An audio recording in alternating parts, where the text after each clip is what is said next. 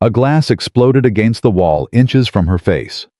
Caleb Whitmore, a man who once carried strangers out of burning buildings, sat in his wheelchair and screamed at the one person trying to save his life. "Get out! I don't need you! I don't need anyone!" But Maya Bennett didn't flinch. She didn't run. She looked him dead in the eyes and said something that shut him up for the first time in months. What she didn't know yet, someone in Caleb's own circle was slowly poisoning him. Not to kill him, but to keep him broken forever. Before we begin, comment the city you're watching from, so I can see how far this story has traveled. And if this story moves you, hit subscribe and follow my channel. You don't want to miss what happens next. 3 nurses had already quit. The first one lasted 11 days. She walked out after Caleb threw a tray of food across the room and told her she was useless. The second one made it to 3 weeks. She filed a formal complaint saying Caleb Whitmore was verbally abusive, uncooperative, and dangerous to work with. The third nurse, a man 6'2", built like a linebacker, quit after just 9 days. He told the agency he'd rather work in the emergency room during a holiday weekend than spend 1 more hour in that house. So when Maya Bennett got the call, she already knew what she was walking into. "I'm going to be honest with you, Maya," said Dorothy, the staffing coordinator at Pacific West Home Health. "This one's bad." Maya held her phone between her shoulder and her ear while she packed her nursing bag. "How bad?" 3 nurses, all experienced, all gone. "What's the diagnosis?" "Incomplete spinal cord injury. L1 through L3. He's got partial mobility in his upper body, limited sensation below the waist. Wheelchair dependent. Needs daily physical therapy, wound care medication management. The full picture." "And the behavioral issues?" Dorothy paused. He threw a glass at the last nurse. Maya stopped packing. At her, near her, close enough that she didn't wait to find out if his aim would improve. Maya zipped her bag shut. "What's his name?" "Caleb Whitmore, 44 years old, former firefighter. Lost his wife to cancer about 18 months ago. Then the accident happened 6 months after that. He was responding to a warehouse fire on the south end.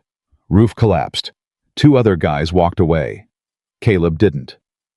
Maya sat down on the edge of her bed. She pressed her palm flat against her knee. "Kids. 1 daughter, Lily. She's 8. Who's taking care of her?" "His mother-in-law, Margaret. She lives in the guest house on the property. She's the one who keeps hiring nurses. She's also the one who keeps apologizing when they leave." "And the patient himself, does he want help?" Dorothy laughed, not a happy laugh. "Maya, he doesn't want to be alive. Wanting help is a long way from where he is." Maya closed her eyes. She breathed in through her nose. She held it. Then she let it out slow. "I'll take it," she said. "You sure?" "I'm sure." "Maya, I have to tell you something. The agency is running out of options. If you leave too, we're going to have to recommend institutional care. Margaret doesn't want that. She says it'll kill him." "Then I won't leave," Maya said. She hung up the phone and stared at the wall for a long time. She didn't know Caleb Whitmore yet. She didn't know what he looked like, what he sounded like, what kind of man he had been before the world broke him apart. But she knew one thing already. How was a father? And he was disappearing. Maya pulled her car up to the Whitmore property at 7:15 in the morning. The house was big, not flashy, not showy, but big. The kind of house a man buys when he thinks he's going to fill it with a family and a lifetime. She grabbed her bag and walked to the front door. Margaret opened it before Maya could knock. Margaret was in her late 60s. Thin face, sharp eyes, hands that looked like they'd been gripping something too tightly for too long. "You must be Maya," Margaret said. "Yes, ma'am." Margaret looked her up and down. Not with judgment, with assessment. She was measuring Maya the way a person measures a rope before trusting it with weight. "You're the 4th, Margaret said. "I know." "The last one was a big guy, strong. Caleb ran him off in 9 days." "I heard." Margaret stepped aside and let Maya in. "I need to tell you something before you go up there." "Go ahead." "My daughter married Caleb when he was 25 years old. He was the strongest man I ever knew, not just physically. He had a spirit in him, a fire. When Sarah got sick, he carried her through every treatment, every surgery, every night she couldn't sleep. He never complained. He never broke. Not once. Margaret's voice cracked. And then she died. And 6 months later he lost his legs. And whatever was left of that man, it just went out. Like someone blew out a candle. Maya listened without interrupting. "He's not a bad man," Margaret said. "I need you to know that. He's not cruel. He's drowning. And he's pulling everyone under with him because he doesn't know how to ask for help." "I understand," Maya said. "Do you?" Margaret asked. "Because the last 3 people who said that walked out of here in tears." Maya set her bag down on the hallway floor. She looked Margaret in the eyes. "Mrs. Chen, I've been a nurse for 14 years. I've worked in burn units, ICUs, oncology wards, and hospice care. I've held people's hands while they died. I've told families their loved one isn't coming home. I've been cursed at, spit on, and had a bedpan thrown at my head by an 80-year-old woman who didn't want her catheter changed." Maya paused. "Your son-in-law is in pain. I get that. But I didn't drive 45 minutes to be scared off by a man who's angry at the world. I came to do my job." Margaret stared at her for a long moment. Then something shifted in her face. Not hope, not yet. But the absence of hopelessness, which for Margaret was close enough. "His room is at the end of the hall upstairs," Margaret said. "There's a chairlift installed on the staircase, but he refuses to use it. He hasn't been downstairs in 3 months. Does his daughter visit him? Lily tries. She goes up there almost every evening. She stands at the door and says goodnight. Most nights, he doesn't answer." Maya picked up her bag. "One more thing," Margaret said. "He'll try to make you quit. He'll say things to hurt you. He'll go after whatever he thinks will break you. That's what he does now. He finds the wound and he pushes." "I appreciate the warning," Maya said. She walked toward the stairs. Margaret watched her go and whispered something Maya didn't hear. "Please don't give up on him." Maya reached the top of the stairs and walked to the end of the hallway. The door was closed. She knocked 3 times. Nothing. She knocked again. "I said no visitors." The voice from inside was low, rough, like a man who hadn't spoken to anyone in days and wasn't interested in starting now. "I'm not a visitor," Maya said through the door. "I'm your new nurse. My name is Maya Bennett. I'm coming in." "Don't you dare open that door." Maya opened the door. The room was dim, curtains drawn. A tray of untouched food sat on the bedside table, looked like it had been there since the night before. Caleb was in his wheelchair near the window, his back to her. He didn't turn around. "I told you not to come in," he said. "I heard you," Maya said. She set her bag on the floor near the door. "I came in anyway." "Then you're either stupid or deaf." "Neither. I'm stubborn." Caleb turned his wheelchair around slowly. Maya saw him for the first time. How as a big man, even sitting down, she could tell. Broad shoulders, strong arms. The kind of upper body that told you this man had spent his life doing physical work. His face was hard, jaw set, eyes dark. Not with anger exactly, with something heavier than anger. Something that had settled in and made itself at home. He looked at Maya.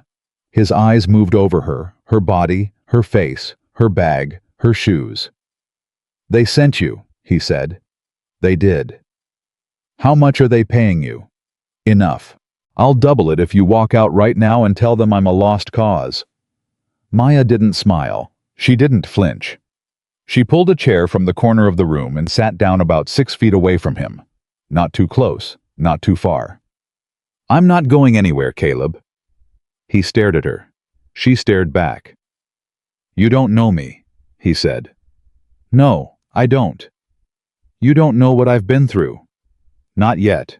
And you think you're going to come in here and fix me? Is that the play? Be the hero nurse who saves the broken fireman?" "I'm not here to fix you," Maya said. "I'm here to take care of you. There's a difference." Caleb's jaw tightened. "I don't need care. Your medical file says otherwise." "My medical file is a piece of paper. Your blood pressure is 158/97. Your weight has dropped 14 pounds in 6 weeks. You've got early signs of a pressure ulcer on your left hip. Your physical therapy has been non-existent for 2 months. And according to your medication log, you're either taking too much of your pain medication or not enough because the numbers don't add up." Caleb said nothing. Maya leaned forward slightly. "You can hate me all you want. You can throw things at me. You can call me names. You can try every trick that worked on the other 3. But I need you to understand something." She paused. "I'm not them." The room went silent. Caleb's hands gripped the armrests of his wheelchair. His knuckles went white. "You'll quit," he said. "They all quit." "Maybe," Maya said, "but not today." The first week was war. Not the loud kind. Not the kind with shouting and throwing things, though there was some of that too. It was the quiet kind. The kind where every interaction was a test. Every word was a weapon. Caleb refused to let Maya check his blood pressure on the first morning. "I'm not letting you touch me," he said. "I need to take your vitals. It's part of my job." "Then find another job." Maya set the blood pressure cuff on the bedside table. "It'll be here when you're ready," she said, and she walked out. She came back an hour later. The cuff was in the same place. She didn't mention it. She asked if he wanted water. He said no. She left a glass anyway. The next morning she came in with the cuff again. "Still no," he said. "Okay." She set it on the table and sat down. "Mind if I sit here for a minute?" Would it matter if I said yes? It would, actually. This is your room, your space. If you want me to leave, I'll leave, but I'll come back. Caleb studied her face, looking for the lie, looking for the angle. "Why?" he asked. "Why what? Why do you keep coming back? The money isn't that good. The company isn't exactly pleasant. What's in it for you?" Maya thought about it, genuinely thought about it. "Honestly, I don't know yet. I just know I'm supposed to be here." Caleb looked away. "That's a stupid answer." "Probably," Maya said. On the third morning when Maya walked in, the blood pressure cuff was not on the table where she'd left it. It was on the armrest of Caleb's wheelchair. She looked at it. She looked at him. He didn't say a word. He just held out his arm. Maya sat down beside him, wrapped the cuff around his arm, and took his blood pressure without a single comment. She wrote the numbers down, packed the cuff away, and stood up. "Thank you," she said. Caleb stared at the floor. "Don't make a big deal out of it." "I won't." And she didn't. By the second week, Maya understood Caleb's patterns. He was worst in the mornings. That was when the pain was sharpest, when the reality hit hardest, when the weight of another day in that chair pressed down on him like a hand on his chest. He was quieter in the afternoons. Not peaceful, just tired. Tired of fighting. Tired of being angry. Tired of being himself. And at night, when Maya would come for her final check before leaving, sometimes she would hear something through the door that stopped her cold. Crying. Not loud. Not dramatic. The kind of crying a man does when he thinks no one can hear him. The kind that comes from somewhere so deep it doesn't even sound like sadness anymore. It sounds like something breaking. Maya never opened the door during those moments. She stood outside and listened, and she let him have his privacy, and she hated herself a little for not going in, and she respected him too much to take that choice away from him. But she made a note of it. She made notes of everything. She noticed that Caleb ate more when the food was left on his table without comment. If she said, "You should eat," he'd push the tray away. If she simply placed it there and walked out, she'd come back to find half of it gone. She noticed that he responded better to statements than questions. Questions felt like pressure. Statements felt like information. "Your physical therapy session is at 2 o'clock. Worked better than, 'Do you want to do your therapy today?'" She noticed that he flinched every single time when someone reached for him too quickly. Not a small flinch. A full-body reaction. Shoulders up, arms in. Head turned away, like a man bracing for impact. That one she couldn't ignore. "Caleb," she said one afternoon, after she'd watched him react that way, when she reached for the water glass near his chair. "Can I ask you something?" "You're going to ask anyway. When someone reaches toward you, you pull back. Every time. Even when you know it's just me. He said nothing. That's not just about the wheelchair, is it?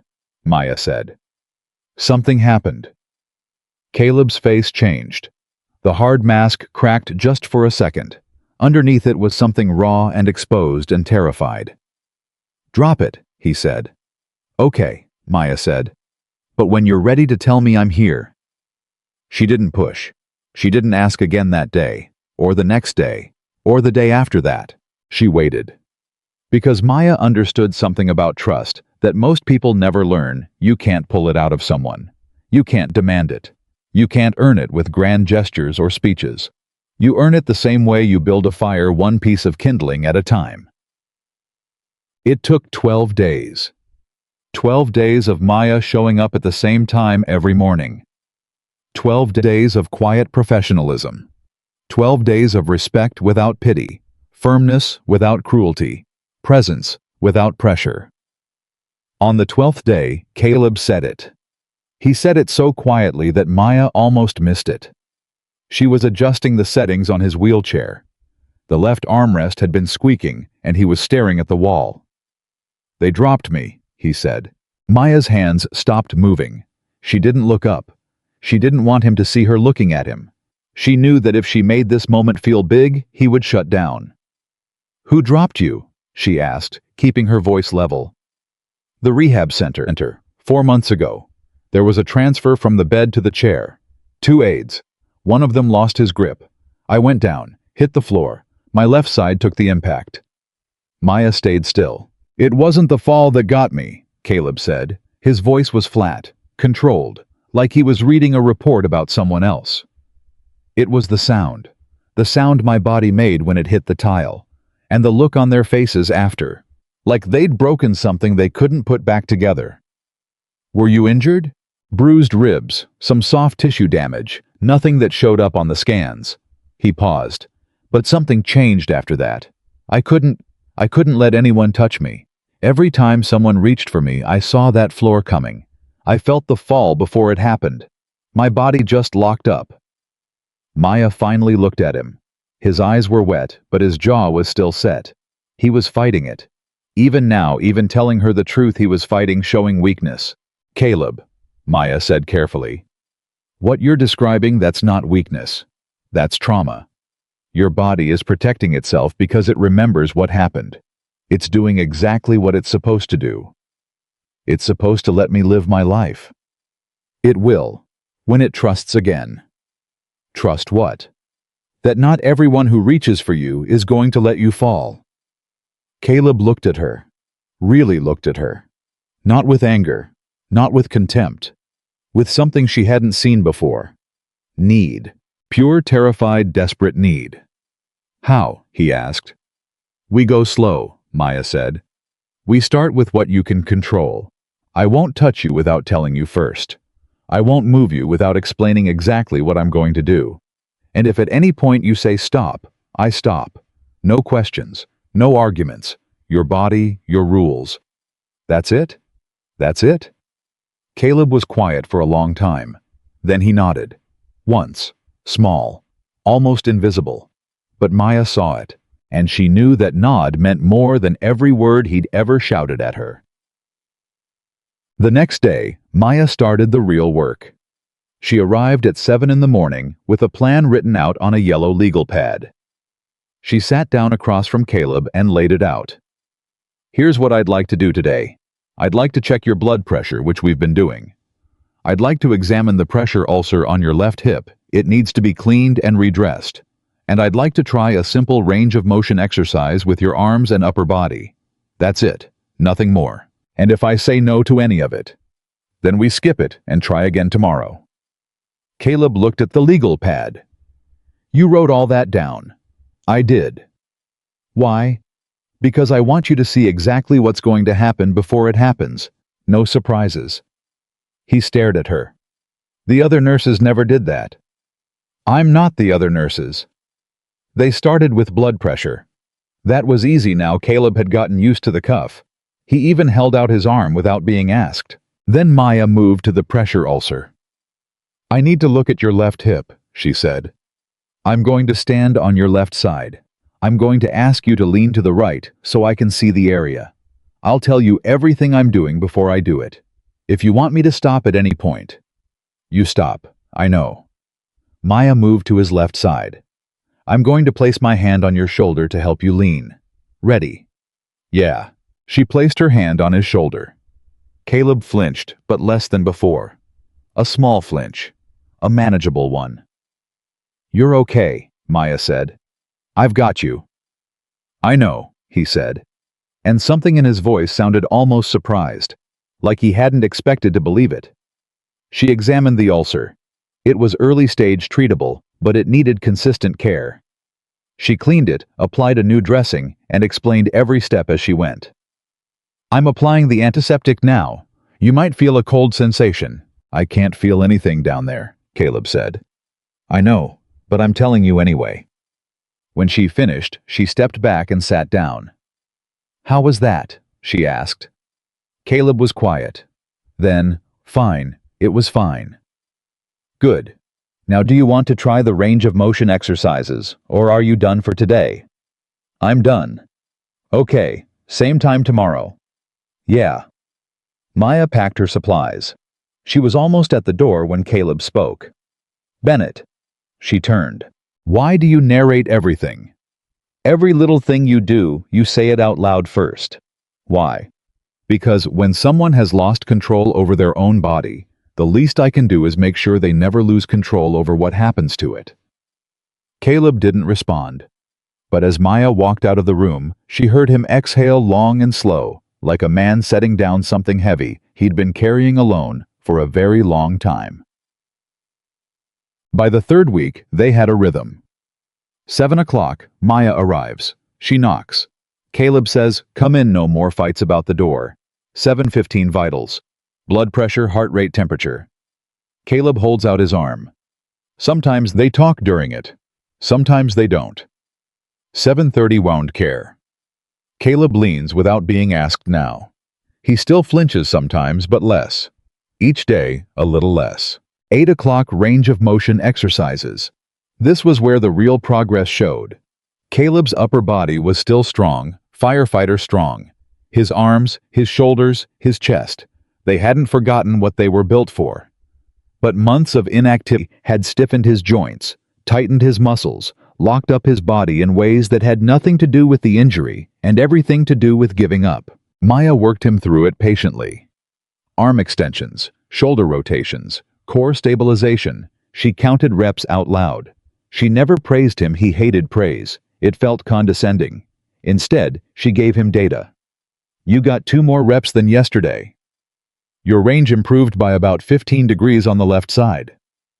Your grip strength is coming back. You're at 42 pounds. Last week you were at 36. Caleb responded to numbers. Numbers were facts. Facts didn't feel like pity. By the 4th week, something else started happening. Caleb started talking. Not about his injury. Not about his wife. Not about the big things. He talked about small things. A baseball game he'd watched on TV. A book he'd tried to read but couldn't focus on.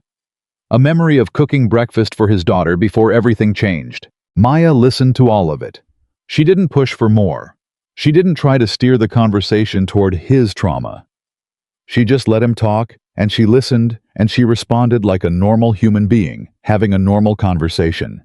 Because that was what Caleb needed more than anything. Not therapy, not medical care, not someone to analyze him. He needed someone to talk to, someone who wasn't trying to fix him, someone who wasn't looking at him and seeing a tragedy, someone who saw a man sitting in a chair telling a story about pancakes. Lily used to help me make them, Caleb said one morning. She'd stand on this little step stool next to the stove, and she'd pour the batter. She always poured too much. Every pancake was the size of a dinner plate. He almost smiled. Almost. Sarah would come down and pretend to be mad about the mess, but she'd eat 3 of them anyway. Maya smiled. Sounds like a good morning. It was the best morning, Caleb said. Every Saturday, for years. His voice got tight. And now I can't even get down the stairs to make her cereal. Maya let the silence sit. She didn't fill it with encouragement. She didn't tell him things would get better. She just let his grief have room. "Caleb," she said after a moment. "When's the last time you saw Lily?" He looked away. "She comes to the door at night, says goodnight." "And you?" "I don't say anything." "Why not?" "Because I don't know what to say to her." His voice broke on the last word. Just a crack. Just enough. "She used to look at me like I was a superhero. Now she looks at me like she's scared. And I can't handle that. I can't handle my own kid being afraid of me." "She's not afraid of you, Caleb. You don't know that. I know she comes to your door every single night. A child who's afraid doesn't do that. A child who's afraid stays away. Lily comes to your door because she's waiting. Waiting for what? For her dad to answer." Caleb pressed his palms against his eyes. His shoulders shook once, twice. Then he pulled himself together with the kind of brutal self-control that only a man who's been strong his whole life can manage. "I can't be her father like this," he said. "You're already her father," Maya said. "The wheelchair doesn't change that. Nothing changes that." "Everything changed. Your legs changed. Your wife is gone. Your career is over. Yeah, everything changed. But here's what didn't change. That girl still comes to your door. Every night. And she's going to keep coming. The question is, how long are you going to make her stand out there alone?" Caleb looked at Maya. His eyes were red. His jaw was clenched so tight the muscle twitched. "You don't pull punches, do you?" he said. "No," Maya said. "I don't." "Good," he said quietly. "Everybody else is so careful around me, like I'm made of glass. I'm sick of it." "You're not made of glass, Caleb. You're made of the same stuff you've always been made of. You just forgot."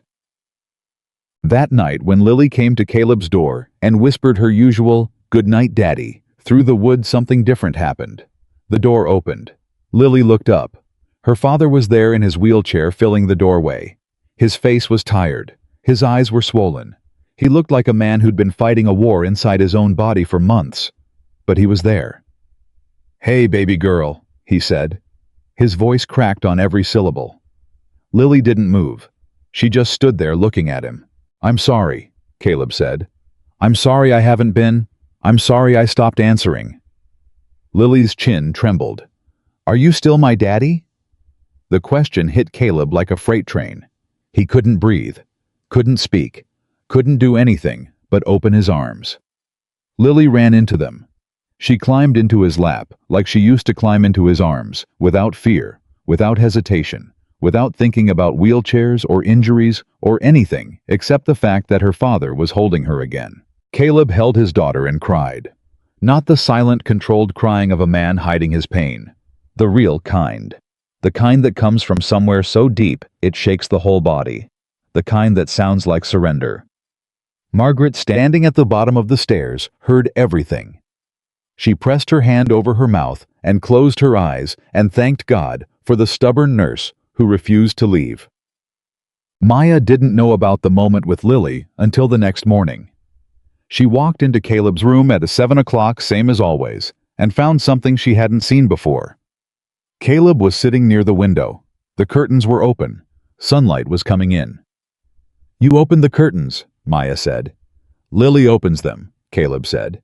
"She was in here this morning. She had breakfast with me. Well, she had cereal. Margaret brought it up." Maya set her bag down. She didn't say anything for a moment. She just stood there and let herself feel it. "That's good, Caleb. Don't make a big deal out of it." "I'm not. You're smiling. I'm allowed to smile." Caleb looked at her. And for the first time, the very first time, she saw the ghost of a smile on his face, too. Not a full smile. Not a happy smile. A small one. A fragile one. The kind that happens when a man who thought he'd never feel anything good again realizes he was wrong. "Bennett," he said. "Yeah. I want to try the therapy. The real therapy. The full session." Maya sat down. "Are you sure?" "No. But I'm tired of being sure about nothing." "Okay, we'll start today. Same rules. I tell you everything before I do it. You say stop, I stop." "Yeah." "And Caleb." "What?" This is going to hurt. Everything hurts. I know. But this kind of hurt has a purpose. They started physical therapy that afternoon. Real therapy. Not the gentle range of motion exercises they'd been doing. The hard stuff. The kind that made Caleb's arms tremble and his body shake and his teeth clench so hard Maya worried about his jaw. She pushed him. Not recklessly, carefully, methodically, with absolute control. She knew exactly how far to go. She'd studied his medical file so many times she could recite it from memory. She knew his injury, she knew his limitations, and she knew his potential. Again, she said when his arms gave out during a transfer exercise. I can't. You can. One more. I said I can't. And I heard you. One more. He did one more. And then he cursed at her so creatively that she actually laughed. Feel better? She asked. No, he said. But the corner of his mouth twitched. After the session, Maya was packing up her supplies when she noticed something. Caleb's medication bottles were on his bedside table. She'd seen them every day for weeks. But today, something caught her eye. She picked up one of the bottles, read the label, read the dosage, read the prescribing physician's name. Then she opened her notes from the first day the medical file Dorothy had sent her and compared the numbers. They didn't match. The prescription on file called for 10 milligrams of baclofen 3 times daily. The bottle on Caleb's table was labeled 20 milligrams. Maya checked the other medications, one by one, carefully. 2 more discrepancies. His anti-inflammatory was double the prescribed dose. And his muscle relaxant had been increased from 5 milligrams to 15. A change that wasn't reflected anywhere in his medical records. Maya's stomach went cold. This wasn't a pharmacy error. Pharmacy errors don't happen across 3 different medications simultaneously. This was deliberate. Someone had been increasing Caleb's medication dosages without his doctor's knowledge. Higher doses of baclofen would cause increased drowsiness, muscle weakness, and confusion. Higher doses of the anti-inflammatory would affect his kidney function over time. Higher doses of the muscle relaxant would make physical therapy nearly impossible. His body literally couldn't respond to the exercises because it was being chemically suppressed. Maya looked at the medication bottles again. She looked at the prescription labels. The pharmacy was correct. They'd filled exactly what was ordered. But the order hadn't come from Caleb's primary physician. There was a second prescriber on 2 of the bottles.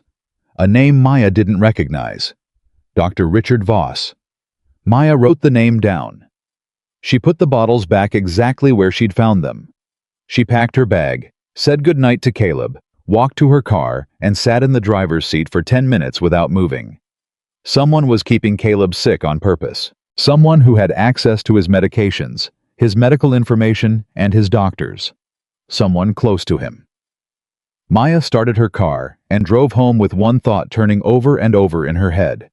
Who was Dr. Richard Voss, and who had hired him? She didn't know the answers yet, but she was going to find out. Because whatever was happening to Caleb Whitmore, it wasn't an accident. And if someone was hurting the man she had just spent a month fighting to save, they were going to have to go through her first.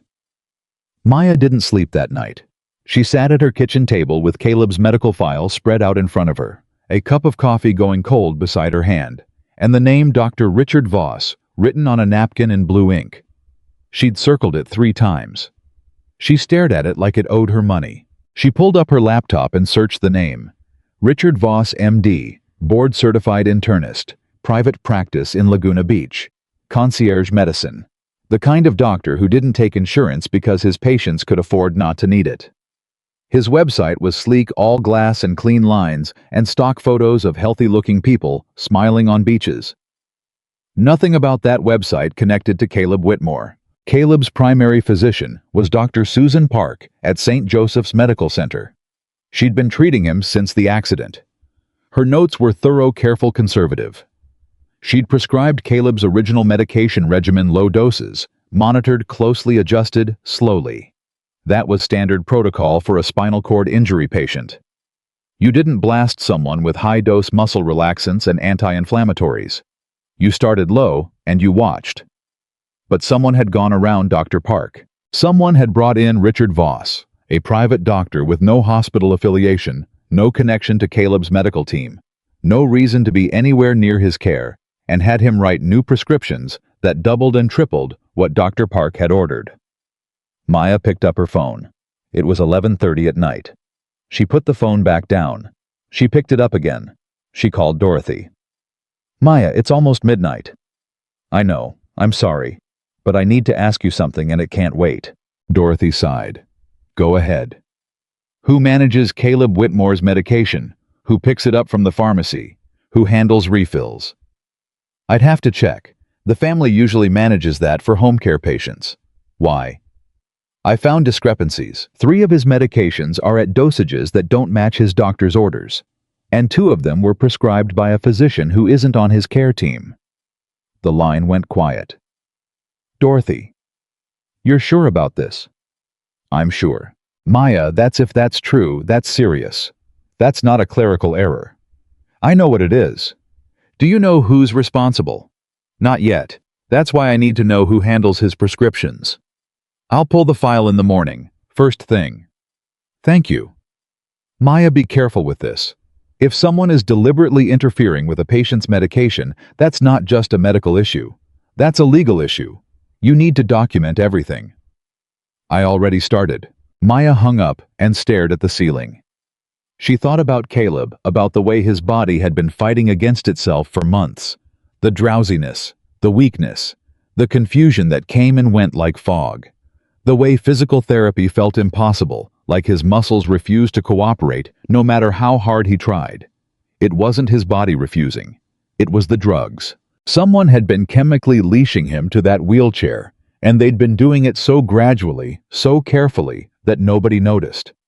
Not Caleb, not Margaret, not the nurses who came and went too quickly to see the pattern. Maya closed her laptop and went to bed, but she didn't close her eyes for another 2 hours. She kept thinking about the same question. Who benefits from keeping Caleb Whitmore helpless? The next morning, Maya arrived at Caleb's house 15 minutes early. She knocked on the front door. Margaret answered, still in her robe, a cup of tea in her hand. "You're early," Margaret said. "I need to ask you something. Can we talk before I go up?" Margaret stepped aside. They sat in the kitchen, a big open room that looked like it hadn't been fully used in a long time. Everything was clean, but empty.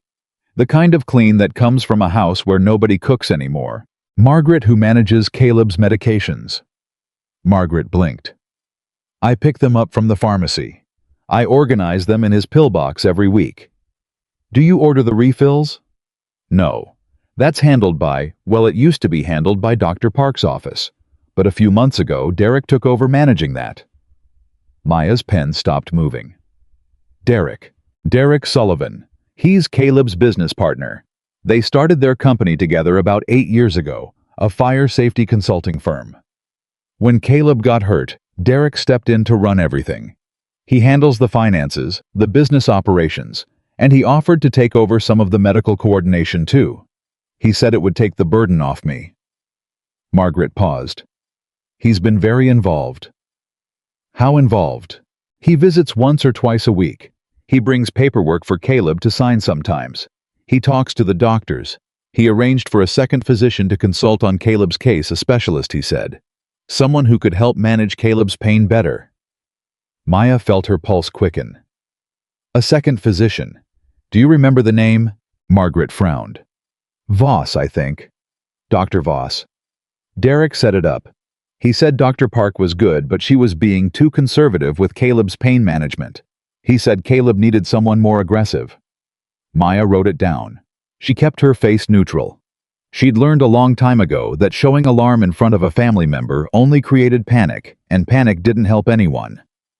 "Margaret, has Caleb gotten worse since Dr. Voss started prescribing?" Margaret's teacup stopped halfway to her mouth. She lowered it slowly. "Now that you mention it, yes, he has. About 3 months ago, he started having more episodes of confusion. Fatigue. He'd sleep 14-15 hours a day sometimes. I told Derek and he said it was normal. Part of the adjustment." "Did you tell Dr. Park?" "No. Derek said he'd handle it. He said Dr. Voss was monitoring everything." Maya nodded slowly. Okay. Thank you, Margaret. I'm going to go up and see Caleb now. Maya, is something wrong? Maya looked at her. Margaret's face was tight with worry. This woman had buried her daughter. She was watching her son-in-law waste away. She was raising her 8-year-old granddaughter in a house that felt like a hospital. She'd been carrying all of it alone, trusting the people around her because she was too exhausted to do anything else. I'm looking into something, Maya said carefully. I'm not going to make any accusations until I'm sure, but I need you to do something for me. What? Don't mention this conversation to Derek, not yet. Margaret stared at her. Something shifted behind her eyes, not understanding not yet, but the beginning of it. The first flicker of suspicion, where there had only been gratitude before. You think Derek is doing something wrong, Margaret said. I think there are questions that need answers, and I want to make sure I have the right ones before anyone gets accused of anything. Margaret set her tea down. He's been like family. After Sarah died after the accident, Derek was the only one who showed up, every week, without fail. He took care of everything. I know, Maya said. And maybe that's all it is. Someone taking care of everything. But I need to check. Margaret nodded. Okay, I won't say anything. Maya went upstairs. She knocked on Caleb's door. Come in, he said. No fight, no resistance. Just 2 words that meant more than either of them would admit. Maya walked in and found Caleb in his wheelchair by the window. Curtains open again. Lily had left a drawing on the windowsill, a crayon picture of a man in a wheelchair holding a little girl's hand. The man was smiling. Underneath, in uneven letters, Lily had written, "Me and Daddy." Maya saw it, but didn't comment. She set her bag down. How'd you sleep? She asked. Bad. You... worse. Caleb raised an eyebrow. Nurses aren't supposed to say that. I'm not a regular nurse. Yeah, I'm starting to figure that out. Maya pulled out her blood pressure cuff. Caleb held out his arm without being asked. She wrapped the cuff and pumped it, watching the gauge. 142/89, she said. Better than last week, still too high. Story of my life. Maya unwrapped the cuff and put it away. She sat down across from him. Caleb, I need to ask you about Derek. The change was immediate. Caleb's body didn't tense up the way it did when someone reached for him. This was different. This was a stillness, a shutting down. What about him? Caleb said. How long have you two been partners? 8 years. We started Sullivan Whitmore together. Fire safety consulting. Commercial buildings, warehouses, industrial sites. We built it from nothing. And after the accident, Derek took over the business. Had to. I couldn't exactly walk into client meetings anymore. How's the business doing? Caleb shrugged. Derek says it's fine. Revenue's steady. He brings me reports sometimes. Paperwork. Do you read them? Caleb looked away. Not really. I sign what he tells me to sign. Maya kept her voice casual. Does Derek have power of attorney? Temporary, just for business decisions, so he can sign contracts, manage accounts, that kind of thing. We set it up after the accident when I was still in the hospital. And the medical decisions he arranged for a second doctor to consult on your care. Caleb frowned. Yeah, some specialist. Voss, I think. Derek said he'd help manage my pain better. Have you ever met Dr. Voss? Once. He came to the house, asked me some questions, did a basic exam. He seemed fine. Why? Maya weighed her next words carefully. She couldn't accuse Derek without proof. She couldn't plant suspicion without evidence. But she also couldn't let this go. I noticed some discrepancies in your medications, she said. Some of your dosages don't match what your primary doctor prescribed. Caleb stared at her. What do you mean? Your baclofen is at 20 milligrams. Dr. Park prescribed 10. Your anti-inflammatory and your muscle relaxant are also higher than what's in your medical file. So what, the pharmacy made a mistake? Maybe. I'm looking into it. But you don't think it's a mistake? Maya met his eyes. I think it's worth investigating. Caleb was quiet for a long time. His hands rested on the armrests of his wheelchair. His thumbs moved back and forth, a small unconscious motion that Maya had learned was his version of anxiety. "Derek wouldn't hurt me," Caleb said, but his voice carried a crack in it that hadn't been there before, a question disguised as a statement. "I'm not saying anyone's hurting you," Maya said. "I'm saying something doesn't add up and I want to find out why. And if you're wrong, then I'm wrong and your medications get corrected and we move on. And if you're right." Maya didn't answer immediately. She let the weight of the question settle. "Then we deal with it," she said. "Together." Caleb looked at the drawing on the windowsill. His daughter's crayon lines. The smiling man in the wheelchair. The little girl holding his hand. "Do what you need to do," he said quietly. "But Bennett, don't tell Margaret. Not yet. She's been through enough." "I already told her I was looking into something. I kept it vague." "Good. Keep it that way," Maya nodded. She stood up and started unpacking her supplies for wound care. As she moved around the room, she felt Caleb watching her. "Bennett," he said. "Yeah. You're the only person who's told me the truth since I got in this chair. Everyone else just tells me what they think I want to hear." "You want me to stop?" "No, don't ever stop." They did wound care. They did range of motion exercises. They worked through a 30-minute physical therapy session that left Caleb drenched in sweat and shaking. Maya pushed him harder than she had before, because now she understood something. The reason therapy hadn't been working wasn't just psychological. It was chemical. Caleb's body had been fighting against medications designed to keep him weak. Every rep he did, every movement he made, he was fighting through a pharmacological fog that no one had told him about. And still he fought. That told Maya everything she needed to know about the man underneath the anger and the grief and the broken body. He was still a fighter. He just didn't know it yet. After the session, Caleb asked Maya to stay for a few extra minutes. She sat in her usual chair, and he sat in his wheelchair by the window, and they were quiet together. Not an awkward quiet. The kind of quiet that only happens between two people who have stopped performing for each other. "Can I tell you something?" Caleb said. "Always. When Sarah was dying the last few weeks, she couldn't stand to be touched. The pain was so bad that even a hand on her arm felt like fire. The nurses had to sedate her just to change her gown." He paused. "I used to sit beside her bed and hold my hand about an inch from hers. Not touching.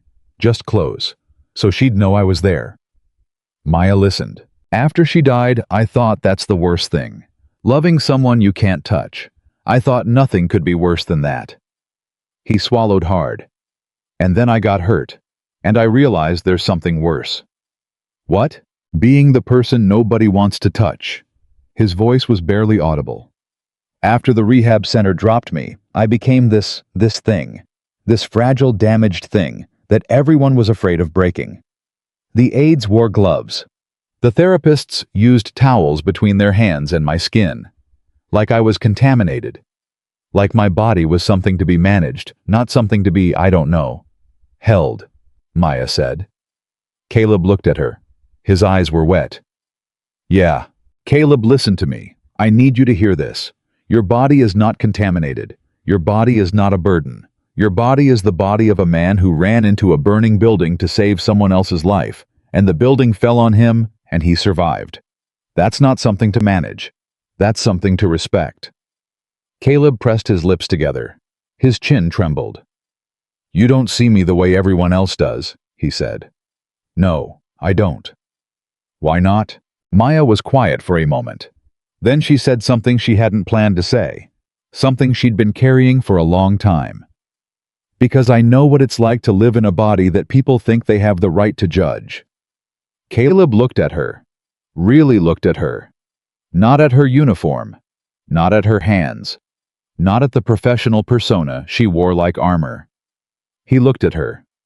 "They give you a hard time," he asked. "About your weight." "They've given me a hard time about my weight since I was 12 years old. Patients, co-workers, strangers on the street. I've had doctors tell me I shouldn't be a nurse because I don't look healthy enough. I've had patients refuse to let me treat them because they didn't trust that a fat woman could be competent." She said the word without flinching. Fat. Like it was a fact, not an insult. "So yeah," she continued. I know what it feels like to live in a body that the world has decided is wrong. And I know what it feels like when someone looks at you and sees past it. That's rare.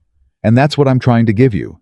Not pity, not charity, just the same thing I've always wanted someone to give me. What's that? Recognition. That the body I'm in doesn't get to define the person I am. Caleb was silent for a long time. When he finally spoke, his voice was rough. I'm sorry, he said. For what? That first day, when you walked in, I looked at you and I was going to say something about your size. I was going to use it, to push you away. I know. You knew? Caleb, I could see it on your face. You were loading the gun. I watched you aim. But you didn't flinch. No. Why not? Because I've been shot at by better marksmen than you. For the first time, the very first time, Caleb Whitmore laughed. Not a big laugh. Not a free laugh. A short, surprised sound that escaped before he could stop it, like a door opening that had been sealed for months. Maya smiled. There he is? Don't get used to it, Caleb said, but he was still almost smiling. Too late, Maya said. Maya drove home that evening thinking about two things simultaneously.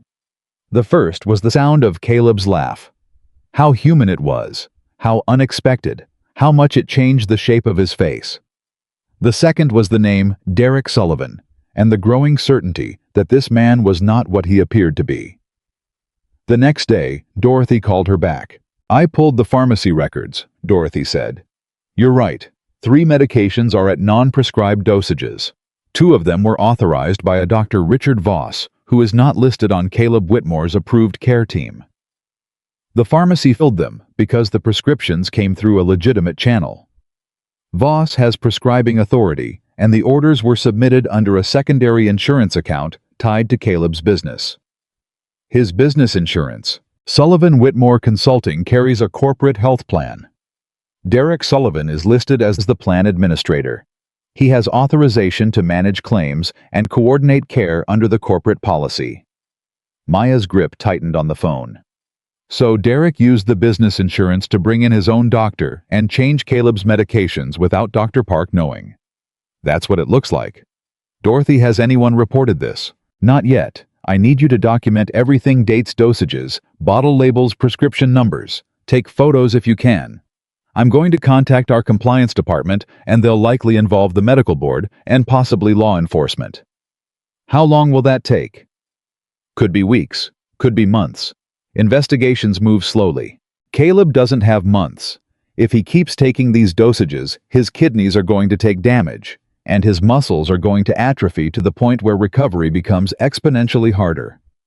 Then we need to get his primary doctor involved. Call Dr. Park directly. Tell her what you found. She can override the prescriptions and get him back on the correct regimen. And Derek, don't confront him. Don't tip him off. Let the investigation handle it. What if he changes the medications again? That's why you need Dr. Park on board.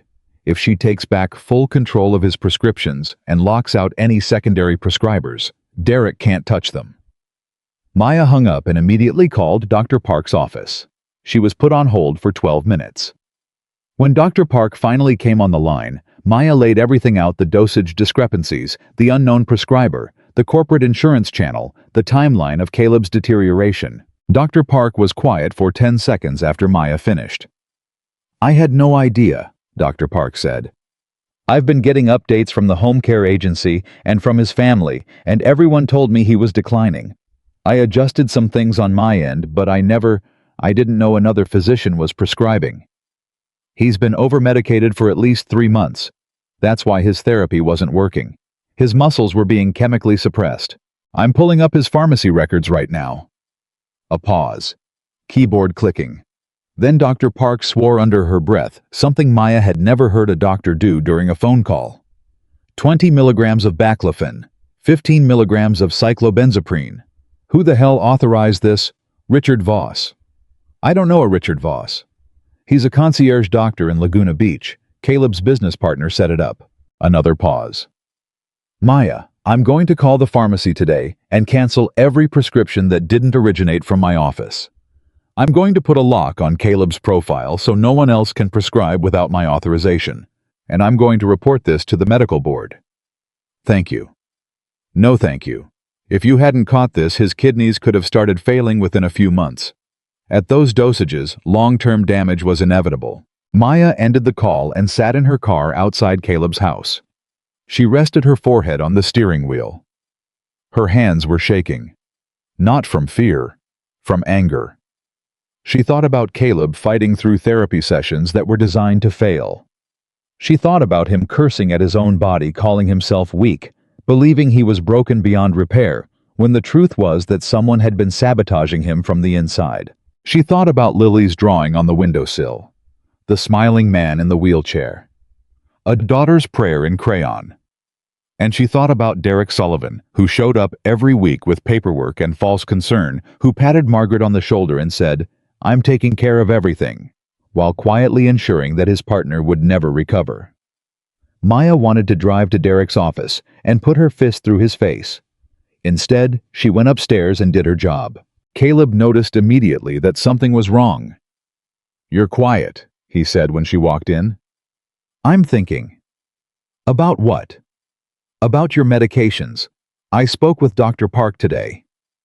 Caleb's expression shifted. "And?" "She's making some changes. Your dosages have been too high.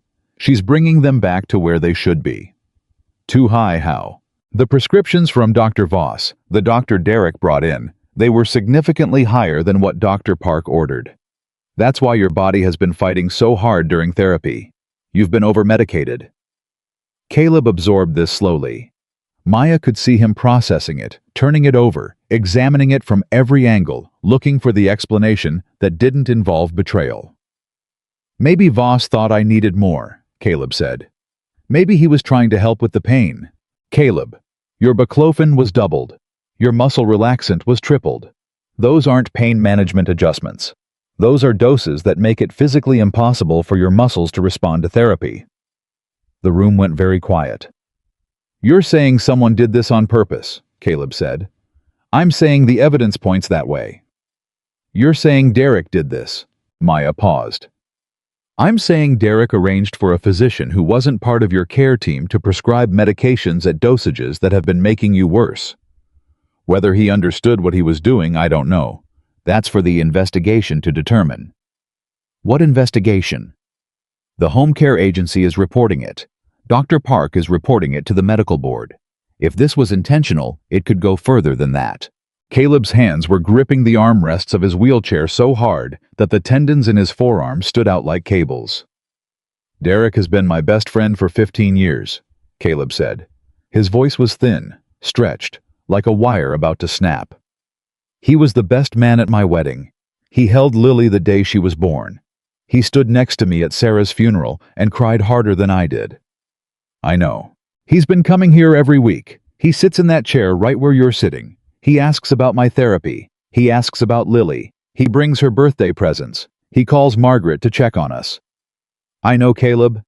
And you're telling me he's been poisoning me." "I'm telling you someone changed your medications in a way that's been keeping you dependent and making you sicker. And all the evidence leads back to Derek." Caleb's jaw worked. His eyes were burning not with tears, with something hotter. Something that looked like the anger Maya had seen on her first day, but deeper. More dangerous. The kind of anger that doesn't explode. The kind that hardens. "Why?" Caleb whispered. "Why would he do that? What happens to Sullivan Whitmore if you recover?" Caleb looked at her. "If you get strong enough to work again, even remotely, even part-time, what happens?" Maya asked. "I'd take back my half of the company." "And right now, while you're incapacitated?" "Derek runs everything. He has temporary power of attorney for all business decisions. He signs the contracts. He manages the accounts. Caleb stopped. His face changed. Something fell away, some last layer of denial, some final wall he'd built to protect himself from the truth. "He controls everything," Caleb finished. "How much is the company worth? When I got hurt, about 12 million. Derek said it's dropped since then. Revenue decline. Lost some contracts." "Did you verify that?" "No, I trusted him." Maya said nothing. She let Caleb sit with it. She let the silence do what words couldn't. After a long time, Caleb spoke again. His voice was different now, quieter, steadier. The anger was still there, but it had been compressed into something focused. Bennett, I need you to do something for me. Name it. I need you to help me get strong, not just stable, strong. I need my body back, whatever it takes, however much it hurts. I need to be able to sit across from Derek Sullivan and look him in the eye and let him see that I know. That's going to take time. Then we start now. Your new medication regimen needs a few days to stabilize. Dr. Park is adjusting your prescriptions today. Once the overmedication clears your system, your muscles are going to start responding differently. You're going to feel things you haven't felt in months. Good. It's going to hurt. I don't care. And Caleb, we still have to be smart about this. Derek can't know that we know. If he finds out, he could destroy evidence, change records, cover his tracks. So what do I do when he shows up? You do exactly what you've been doing. You sign the papers. You act tired. You let him think you're still declining. You want me to play weak. I want you to be strategic. There's a difference. Caleb looked at her for a long moment. Then he nodded. When this is over, he said, I'm going to need you to stop me from doing something I'll regret. Like what? Like putting my hands around his throat. Caleb, I'm not joking. I know you're not. That's why I'm telling you right now, the best revenge isn't violence.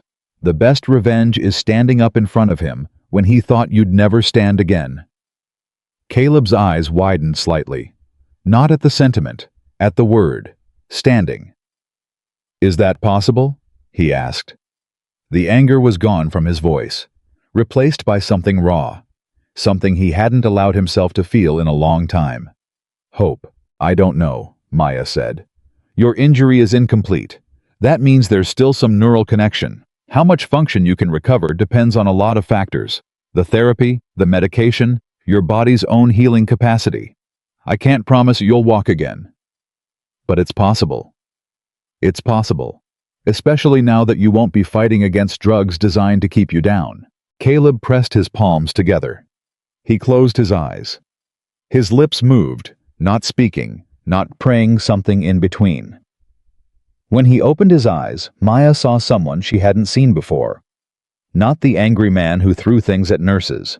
Not the broken man who cried behind closed doors. Not the father who couldn't answer his daughter. She saw the firefighter. The man who ran into burning buildings. How was still in there. He'd been in there the whole time, buried under grief and medication and betrayal and the weight of a body that had stopped being his own. I'm ready, he said.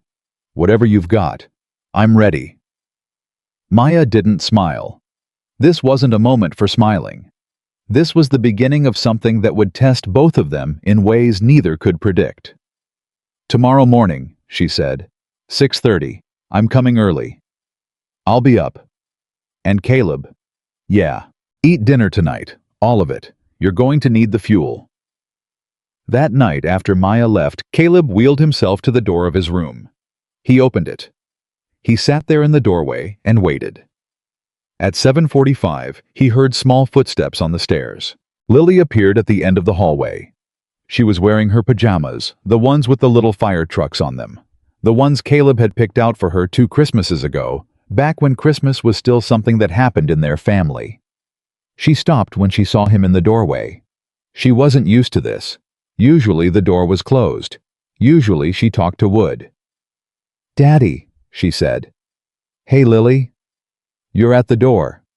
I am. Are you okay? Caleb held out his arms. Come here. Lily walked toward him. Not running, walking. Carefully. Like she was approaching something she wasn't sure was real. She reached his chair and stood in front of him. She was so small. When did she get so small? Or had he just forgotten how big the world must look to an 8-year-old who was carrying too much of it? Can I sit with you? She asked. You can always sit with me. She climbed into his lap. She tucked her head under his chin. She smelled like soap and peanut butter. Daddy. Yeah, baby girl. Are you going to get better? Caleb held her tighter. I'm going to try. I'm going to try really hard. Promise. I promise. Miss Maya is helping you. Yeah, Miss Maya is helping me. Lily was quiet for a moment. Then, I like Miss Maya. She's nice. And she doesn't talk to you like you're a baby. Caleb almost laughed. No, she definitely doesn't. Daddy. Yeah. I made you a drawing. It's on the window. I saw it. It's the best drawing anyone's ever made of me. I made you smiling because I wanted to remember what it looks like. Caleb closed his eyes. He held his daughter. He let himself feel the weight of her, the real physical living weight of the one person in the world he could not afford to fail. I'm going to smile more, he said. I promise. Starting now. Starting now. And he did. It hurt. It felt unnatural and forced and fragile. But he smiled, because his daughter asked him to, and because somewhere in the back of his mind a fire was burning again. Not the kind that destroys, the kind that lights the way out. 6:30 came, and Maya was already at the door. She didn't knock. She let herself in with the key Margaret had given her the week before. The house was still dark. Margaret was in the kitchen pouring coffee, her face gray with exhaustion. He's awake, Margaret said. I heard him moving around at 5. Good. Maya, he ate all his dinner last night, the whole plate, first time in months. Maya took the coffee Margaret offered her. She drank half of it standing up. Margaret, I need to tell you something, and I need you to hear me out before you react. Margaret set her cup down slowly. This is about Derek. Yes. Tell me, Maya told her. All of it. The medication discrepancies, Dr. Voss, the corporate insurance channel, the doubled and tripled dosages, the phone calls with Dorothy and Dr. Park, the investigation that was now underway. Margaret didn't speak for a long time. She stood perfectly still, her hands flat on the kitchen counter, her knuckles pressing white against the granite. 3 months, Margaret said. He's been doing this for 3 months. At least. And Caleb knows. He knows. Margaret's composure cracked. Not dramatically, she wasn't a dramatic woman. But her chin dipped and her shoulders drew inward, and she pressed one hand against her mouth the way she did when she was trying to hold herself together. I trusted him, Margaret whispered. I let him into this house. I let him sit at my daughter's table. I let him manage Caleb's care because I was too tired to do it myself. This is not your fault. I should have seen it. Margaret. 3 professional nurses didn't see it. Caleb's own doctor didn't see it. This was designed to be invisible. Derek used legitimate medical channels. He used real prescriptions from a licensed physician. There was nothing for you to catch. Margaret wiped her eyes with the back of her hand. What do we do? Right now we do nothing. Dr. Park has taken over all of Caleb's prescriptions. The medications are being corrected. The agency is investigating. If we tip Derek off, he'll cover his tracks. I don't know if I can look at him and pretend. You have to. For Caleb. For Lily. We need the investigation to build a solid case. If we confront Derek now, he walks away clean. Margaret straightened her back. She picked up her coffee again. Her hand was shaking, but her jaw was set. I spent 30 years as a school teacher, Margaret said. I've dealt with every kind of liar there is. I can handle Derek Sullivan. I know you can. Maya. Yeah. Burn him. Maya set her coffee down. That's the plan. She went upstairs. Caleb was already in his wheelchair dressed, hair pushed back, arms resting on the wheels like a man ready to go somewhere. He looked different this morning. Not healthier, not yet. But alert. Present. Like someone had turned the lights on behind his eyes. You're up early? Maya said. I told you I would be. I brought new exercises. We're going to work your core today, and I want to try something with the parallel bars. I don't have parallel bars. I brought them. They're in my car. I need you to help me figure out where to set them up. Caleb blinked. You brought parallel bars in your car. Portable ones. They fold up. I used to work at a rehab facility. I know a guy who loaned me a set. You're serious. I'm always serious. Maya went downstairs and brought the equipment up in 2 trips. She set up the parallel bars in the space between Caleb's bed and the wall. They were adjustable waist height, sturdy enough to hold 220 pounds. Caleb stared at them. His jaw was working. His hands were gripping the armrests of his wheelchair. In that way, Maya had learned to recognize not anger, not pain, but the physical manifestation of a man fighting with himself. Caleb. Yeah, we're not going to walk today. We're going to stand. That's it. Supported standing. Your arms do the work. The bars hold you up. We see what your body can do. And if it can't do anything, then we try again tomorrow. And if tomorrow's the same, then we try the day after that. Caleb looked at the bars. He looked at his legs. He looked at Maya. I haven't been upright in 6 months, he said. I know. I don't even know if my legs will hold any weight. That's what we're going to find out. But Caleb, your medication change started 2 days ago. You've been off the elevated doses for 48 hours. Your body is already starting to recalibrate. You might be surprised. Or I might fall on my face. You won't fall. I'll be right here. That's what the last people said. Maya stepped in front of him. She crouched down so she was eye level with him in the chair. Caleb, look at me. He looked at her. Have I ever lied to you? No. Have I ever let you down? No. Then believe me when I tell you you will not hit the floor. Not on my watch. Not today. Not ever. Caleb exhaled. A long, slow, controlled breath. The breath of a man who used to walk into fire and is remembering what that felt like. Okay, he said. Let's do it. Maya positioned the wheelchair at the end of the parallel bars.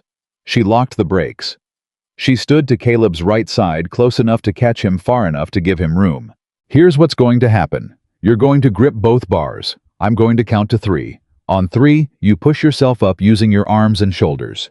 Your goal is to get your hips above the seat of the chair. That's it. You don't need to straighten your legs. You don't need to stand tall. You just need to lift. Got it. And Caleb, I'm going to put my hand on your back, between your shoulder blades. I'm telling you now so it doesn't surprise you. Okay. Maya placed her palm flat against his back. She felt him flinch slight, almost imperceptible, and then relax. He was learning. Every day his body was learning that her touch was safe. 1, Maya said. Caleb's hands wrapped around the bars. His knuckles went white. 2. He leaned forward. His shoulders engaged. His arms tightened. 3. Caleb pushed. His arms shook. His shoulders strained. His body rose slowly, unevenly, with every ounce of upper body strength he had left. 1 inch. 2 inches. 3. His hips cleared the seat of the wheelchair. He was up. Not standing. Not walking. Not anything that would look impressive on a medical chart. But he was up. His body was vertical. His arms were holding him. His core, weakened, atrophied, chemically suppressed for months, was trembling with the effort of keeping him from collapsing. I've got you, Maya said. Her hand pressed firm against his back. You're up. You're doing it. Caleb's face was contorted. Every muscle in his upper body was firing. Sweat appeared on his forehead in seconds. His breathing was ragged, harsh through clenched teeth. How long? He gasped. You tell me. You hold as long as you can. He held for 7 seconds. Then his arms gave out, and he dropped back into the chair, and the chair rolled back an inch, despite the brakes, and Caleb sat there breathing, like he'd just sprinted a mile. Maya knelt beside him. 7 seconds. That's nothing. That's 7 seconds more than yesterday, and yesterday was 0. Caleb wiped his face with the back of his hand. His arms were shaking. His whole body was shaking. Again, he said. You need to rest. Again. Maya studied his face. She checked his pulse fast but strong. She checked his color flushed, but not dangerously so. She checked his eyes clear, focused, burning. 1 more, she said. Then we're done for today. He gripped the bars. She counted. He pushed. 9 seconds. When he dropped back into the chair the second time, he was breathing so hard he couldn't speak for a full minute. Maya gave him water. She checked his blood pressure. She monitored his heart rate. 9 seconds, she said. Better. Better. Tomorrow I want 10. Tomorrow you'll get 10. Caleb leaned his head back against the headrest of his wheelchair. He closed his eyes. His face was slack with exhaustion. But underneath the exhaustion, something else was there. Something that hadn't been there before the parallel bars. Belief, not certainty. Caleb was too smart for certainty. But the first fragile thread of belief that his body was not finished. That the story of Caleb Whitmore in a wheelchair did not have to be the last chapter. Maya packed up the bars and left them in the corner of the room. She'd bring them out again tomorrow.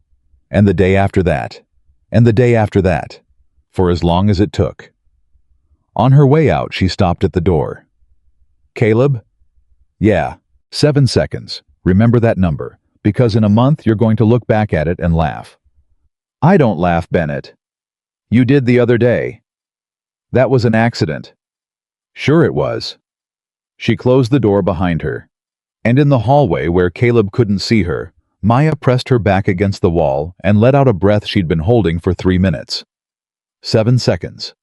It wasn't much, but it was everything. The medication correction began to show results within a week. Dr. Park's new regimen brought Caleb's baclofen back to 10 milligrams, his cyclobenzaprine to 5, and his anti-inflammatory to the proper therapeutic dose. The changes were gradual.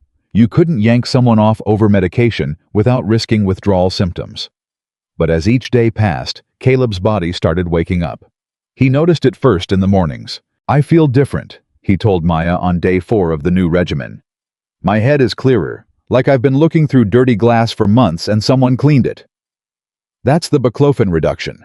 The higher dose was causing cognitive fog. You were essentially sedated around the clock. I thought I was losing my mind. You weren't. Your mind was being suppressed. By someone I trusted. Maya didn't respond to that. She didn't need to. The anger in Caleb's voice was enough. His physical therapy sessions intensified.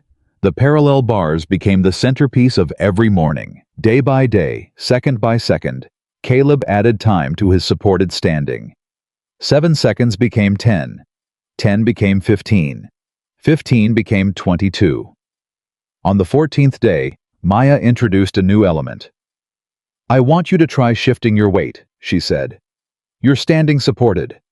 I want you to lean slightly to your right side, then back to center, then to your left, then back to center. Why? Because that's how walking starts. It's not about moving your feet. It's about shifting your center of gravity from one side to the other. Your brain needs to remember the pattern. My brain remembers fine. It's my legs that forgot. Your legs didn't forget. They were disconnected. But your injury is incomplete, which means some of the wiring is still there. The signals are trying to get through. We need to help them find the path. Caleb gripped the bars. He stood 31 seconds now, his new record, and he shifted his weight. Right. Center. Left. Center. His right leg trembled. Not a spasm. Not a reflex. A tremor. A voluntary response, weak, uncertain, barely there, but real. Maya saw it. Caleb felt it. He looked down at his leg. Then he looked at Maya. His eyes were wide. Not with joy, it was too early for joy. With shock. Did that just... Yes. My leg moved. Your quad fired, just a little, just a tremor. But it responded to the weight shift. I felt it. I actually felt it. Your neural pathways are reconnecting. With the medication corrected and consistent therapy, the signals are starting to get through. Caleb's arms were still holding him on the bars, but he wasn't paying attention to his arms anymore. He was staring at his right leg like it was something miraculous, like he was seeing it for the first time. Bennett, he said. His voice was cracking. Tell me I'm not imagining this. You're not imagining it. I saw it. Your right quad contracted. It was small, but it was real. Caleb lowered himself back into the chair. His hands were trembling, not from exhaustion this time, from something bigger, something that felt like standing at the edge of a cliff and seeing for the first time that there might be a bridge. He covered his face with his hands. His shoulders shook. Maya stood beside him and put her hand on his shoulder. She didn't speak. She just stood there and let him feel it. The hope he'd been starving for months, rushing in all at once, overwhelming him the way a wave overwhelms a man who's been dying of thirst. After a minute, Caleb dropped his hands. His face was wet, his eyes were red, but his jaw was set. "Don't stop," he said. "Whatever you're doing, don't stop." "I won't." "Promise me." "I promise." 3 days later, Derek Sullivan showed up for his weekly visit. Maya was in Caleb's room when she heard the front door open downstairs. She heard Derek's voice, smooth, easy, confident, greeting Margaret in the kitchen. Caleb heard it too. His whole body went rigid. His hands gripped the armrests. His jaw locked.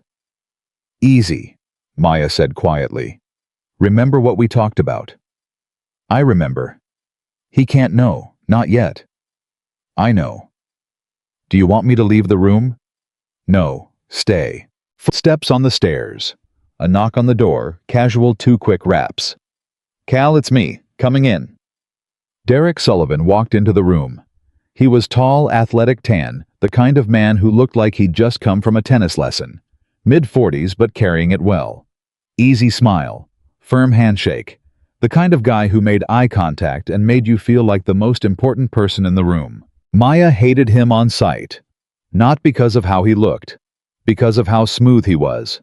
Because the performance was so polished that she understood how he'd fooled everyone for so long. "Hey Cal," Derek said.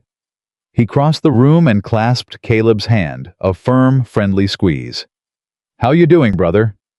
"Same as always," Caleb said. His voice was flat, measured, perfect. Derek glanced at Maya. "You must be the new nurse. I've heard good things." "Maya Bennett," she said. She didn't extend her hand. "Derek Sullivan, Caleb's partner. In business, not the other kind." He grinned, the kind of grin that expected a laugh. Neither Caleb nor Maya laughed. Derek didn't seem to notice. He pulled up a chair and sat down, setting a folder on his knee. "Brought some paperwork, Cal. Few contracts that need your signature. The Henderson account renewed, that's a big one. And I've been talking to a new client in San Diego. Commercial high-rise, 40 stories. Could be our biggest contract yet." "That's great," Caleb said. "Also wanted to check in on how things are going here. Margaret says you've been doing more therapy." "Some." "That's good. Real good. You know, I was talking to Dr. Voss the other day and he said, 'I'm not seeing Voss anymore,'" Caleb said. Derek's hand paused over the folder, just for a second. Then he continued opening it like nothing had happened. "Oh yeah, how come?" "Dr. Park took over everything. She said she wants to consolidate my care team. One doctor managing all my prescriptions." "Huh. Did she say why?" "She said it's standard protocol. Too many cooks, that kind of thing." Derek nodded slowly. "Makes sense. I was just trying to help. Voss came highly recommended. I appreciate it, but Dr. Park's got it handled." Maya watched Derek's face. The man was good, she'd give him that. His expression didn't change. His body language stayed relaxed. But she caught one thing, one tiny thing that most people would miss. His right hand, the one resting on his knee, tightened. Just a fraction. The fingers curling inward, then relaxing. He was calculating. "Well, whatever works best for you, brother," Derek said. "That's all that matters." He opened the folder and spread 3 documents across Caleb's lap. "Need your signature on these. Standard stuff. The Henderson renewal, the San Diego proposal, and an updated operating agreement for the company." Maya stepped forward. "What's the operating agreement about?" Derek looked at her. His smile stayed in place, but something behind it shifted. "Company stuff, nothing medical, just business. I'm asking because Caleb's been tired today. I want to make sure he understands everything he's signing." "He's signed 100 of these, right, Cal?" Caleb looked at the documents. Then he looked at Maya. She gave him the smallest shake of her head, so slight that Derek couldn't have seen it from his angle. "I'll read them later," Caleb said. "Leave them with me." Derek's smile flickered. "It'd be better if we could get them done today. The Henderson renewal has a deadline. Then Henderson can wait a day." "Cal?" "I said I'll read them later, Derek." The room went still. Derek's easy manner didn't waver, but Maya could feel the tension underneath it. The faintest vibration, like a guitar string that's been tightened, one turn too far. "Sure," Derek said. He gathered the papers and placed them on the bedside table. "No rush. Just get them to me when you can." He stood up. He looked at Caleb. He looked at Maya. And for a single frozen moment, Maya saw something in Derek's eyes that confirmed every suspicion she had. Fear. Not obvious. Not dramatic. The kind of fear that a con man feels when someone moves a piece on the board that he didn't expect. When the mark he thought was broken starts asking questions he's not supposed to ask. "Take care of yourself, Cal," Derek said. "And Maya, keep up the good work." He left the room. His footsteps went down the stairs. The front door opened and closed. A car engine started and faded into the distance. Caleb exhaled like he'd been holding his breath underwater. "Did you see his face?" Caleb said. "I saw his hand." "What about it?" "When you said you weren't seeing Voss anymore, his hand tightened." He was surprised. He wasn't expecting that. "He knows. He suspects. There's a difference. Right now, he's thinking it's a normal medical decision. But the paperwork." "Caleb, did you see the operating agreement he wanted you to sign?" "I didn't read it. That's why I stopped you. We need a lawyer to look at those documents before you sign anything." "You think he's trying to take the company?" "I think he's already been running the company for 6 months, and now he wants to make it permanent. An updated operating agreement could give him majority control, could dilute your shares, could change the partnership terms. If you signed it without reading it, he'd own everything." "Possibly." Caleb's fists clenched. "I've been signing whatever he puts in front of me for 6 months. What if he's already—" "We'll find out. We need a business attorney, someone you trust, not anyone Derek recommended." "My wife's cousin is a lawyer, corporate law. She's in San Francisco." "Call her today." "Okay." "And Caleb, when Derek comes back, and he will come back, you sign nothing. You smile, you nod, you tell him you're still reviewing it. Buy time." "For how long?" "Until the investigation catches up, and until you're strong enough to face him on your feet." Maya left Caleb's room and went downstairs. Margaret was in the kitchen, standing at the sink, staring out the window. Her hands were shaking. "I heard him," Margaret said. "His voice, so normal, so friendly, like nothing's wrong, like he hasn't been—" She stopped. How does someone do that? How do you walk into a man's home, sit next to him, smile at him, and poison him at the same time? "Because he doesn't see Caleb as a person anymore," Maya said. "He sees him as an obstacle. Caleb loved him. Caleb trusted him with everything. That's what made it possible." Margaret turned from the window. Her eyes were dry now. Whatever grief she'd been carrying had been replaced by something harder. Something that looked like the quiet, steel-spined determination of a woman who had survived burying her daughter and was not about to lose her son-in-law, too. "Whatever you need from me," Margaret said, "you have it. Right now, I need you to keep being normal around Derek. Can you do that?" "I was a teacher for 30 years. I once smiled at a parent who I knew was neglecting her child while I waited for Child Protective Services to arrive. I can pretend." "Good." "And Maya?" "Yeah. Thank you. For catching this. For staying. For all of it." "Don't thank me yet. We're not done." The weeks that followed were the hardest of Caleb's life. Harder than the accident. Harder than the rehab. Harder than lying in a hospital bed and learning that he'd never feel his legs the same way again. Because now, he was fighting on 2 fronts. His body was at war with itself. The old medication clearing out of his system, the muscles waking up after months of chemical sleep, the neural pathways firing in bursts and stutters as they tried to reconnect. Every therapy session was agony. Every rep burned. Every second on the parallel bars felt like holding himself above an open flame. But Caleb did it. Every morning at 6:30, without complaint, without hesitation. His standing time climbed. 30 seconds. 45. A full minute. Then 2 minutes.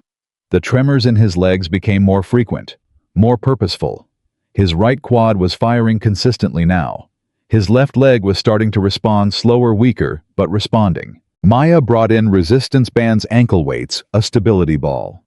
She designed exercises that targeted his hip flexors, his hamstrings, the muscles that controlled knee extension.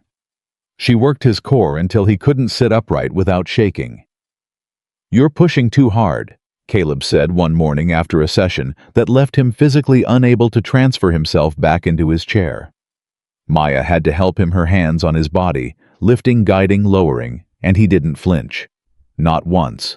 "Am I?" she asked. "No, don't stop." "I wasn't going to." They developed a rhythm that went beyond the therapy. Maya would arrive at 6:30. They'd work for 90 minutes.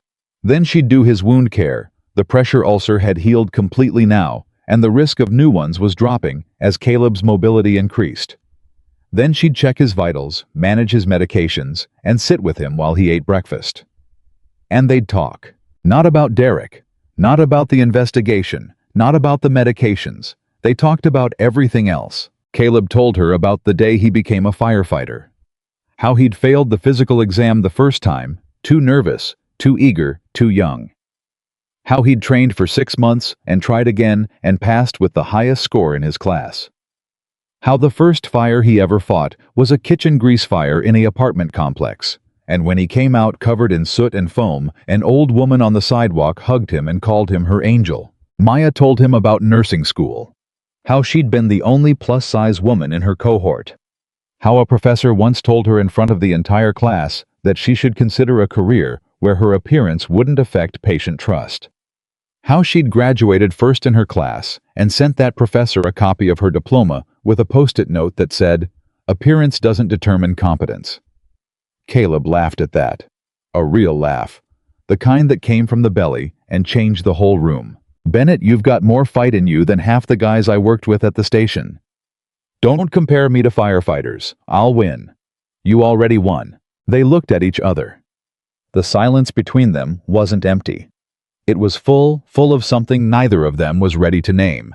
Something that existed in the space between gratitude and need, between respect and desire, between two people who had been broken in different ways, and were slowly realizing that the other person's broken edges fit their own. Maya looked away first. "Time for your meds," she said. "Bennett." "Yeah. Thank you." "For what?" "For seeing me. I always see you, Caleb." "I know. That's what scares me." Maya didn't respond. She organized his medications. She checked the dosages twice, 3 times every single day. She was never going to let someone tamper with his prescriptions again. Meanwhile, the investigation was gaining momentum. Dorothy had looped in the home care agency's legal department. Dr. Park had filed a report with the medical board. And Caleb's cousin-in-law, a corporate attorney named Helen Park, no relation to his doctor, had begun reviewing the documents Derek had been having Caleb sign for 6 months. Helen called Caleb on a Tuesday afternoon. Maya was in the room. Caleb put the phone on speaker. "Caleb, I need you to sit down for this," Helen said. "I'm always sitting down, Helen." "Right. Sorry. Okay. I've reviewed 17 documents that you signed between January and last month. Most of them were legitimate client contracts, vendor agreements, standard operating stuff. But 3 of them were not." "Which 3? "The first was a modification to the partnership agreement that reduced your profit share from 50% to 35% effective retroactively to the date of your accident." Caleb didn't speak. "The second was a personal guarantee on a business loan that Derek took out in March. He borrowed $1.4 million against the company's assets, and your signature on the guarantee makes you personally liable if the loan defaults." "I never read that." "I know. The third document is the worst. It's a succession clause that Derek added to the operating agreement.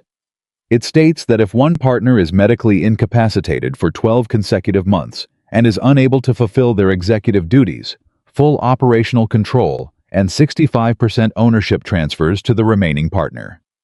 The room was silent. "Caleb," Helen said, "your accident was 10 months ago. If you signed that operating agreement Derek brought over last week, the one he wanted done that day, it would have activated the succession clause." In 2 months, Derek Sullivan would own 65% of Sullivan Whitmore Consulting. And based on the profit share modification, you already signed your remaining 35%, would generate less than a third of its actual value. Caleb's voice was barely a whisper. He's stealing my company. He's been stealing your company. Slowly. Methodically. One document at a time. And he needed you incapacitated long enough for the 12-month clock to run out. Helen paused. I also looked into the $1.4 million loan. As far as I can tell, the money didn't go into the business. It went into a personal account under a holding company Derek set up 6 months ago. He took out a loan against my company and put the money in his own pocket. That's what it looks like. And if the loan defaults, I'm the one who pays. Yes. Caleb closed his eyes. His hands were flat on his lap. His breathing was steady, too steady. The controlled breathing of a man who is holding himself together through sheer force of will. Helen, what do I do? First, you don't sign anything else, not a single piece of paper. Second, I'm going to put together a legal team. I have colleagues who specialize in corporate fraud. Third, we're going to coordinate with the medical investigation. The medication tampering and the financial fraud are connected. Derek needed you weak so you wouldn't ask questions. He needed you medicated so you'd sign whatever he put in front of you. He planned this. From what I can see, he started planning this within weeks of your accident. Caleb opened his eyes. He looked at Maya. She looked back at him. She didn't say anything. She didn't need to. Everything she wanted to say was in her face. The anger, the heartbreak, the determination. Helen, Caleb said. How long do I have before the 12-month clock runs out? 2 months. 8 weeks. Then I have 8 weeks to get back on my feet. Caleb, the legal process. I don't mean legally. I mean literally. 8 weeks. I want to walk into that boardroom and look Derek Sullivan in the face, on my own 2 feet. Helen was quiet for a moment. Is that possible? Caleb looked at Maya. Is it? Maya held his gaze. She thought about everything. The neural responses, the muscle tremors, the progress, the timeline, the damage that had been done, and the healing that had only just begun. It's not going to be easy, she said. I didn't ask if it would be easy. It's going to hurt more than anything you've ever done. I ran into burning buildings for a living. This is harder than running into a burning building. I know. Maya took a breath. Then yes, it's possible. I can't guarantee you'll walk unassisted. I can't guarantee you won't need crutches or a walker. But I believe you can be weight-bearing and mobile in 8 weeks. Then that's what we're doing. Caleb, I need you to understand what that means. We're talking about twice daily therapy sessions. We're talking about a complete nutrition overhaul. We're talking about pain that you've never experienced before, the kind that comes from forcing neural pathways to reconnect after months of damage. I understand. And I need you to trust me completely. When I say push, you push. When I say stop, you stop. No ego. No trying to be a hero. Your body is not a machine you can force. It's a system we have to work with. I trust you. Those 3 words landed in the room, like stones dropped into still water. The ripples spread out in every direction. Maya felt them in her chest, in her hands, in the back of her throat. She nodded. Then we start tomorrow. Double sessions, 6:30 a.m. and 4 p.m., 7 days a week. No days off. No days off, Caleb repeated. And Caleb, when Derek comes by, you play the role. You stay in the chair. You look tired. You let him think his plan is working.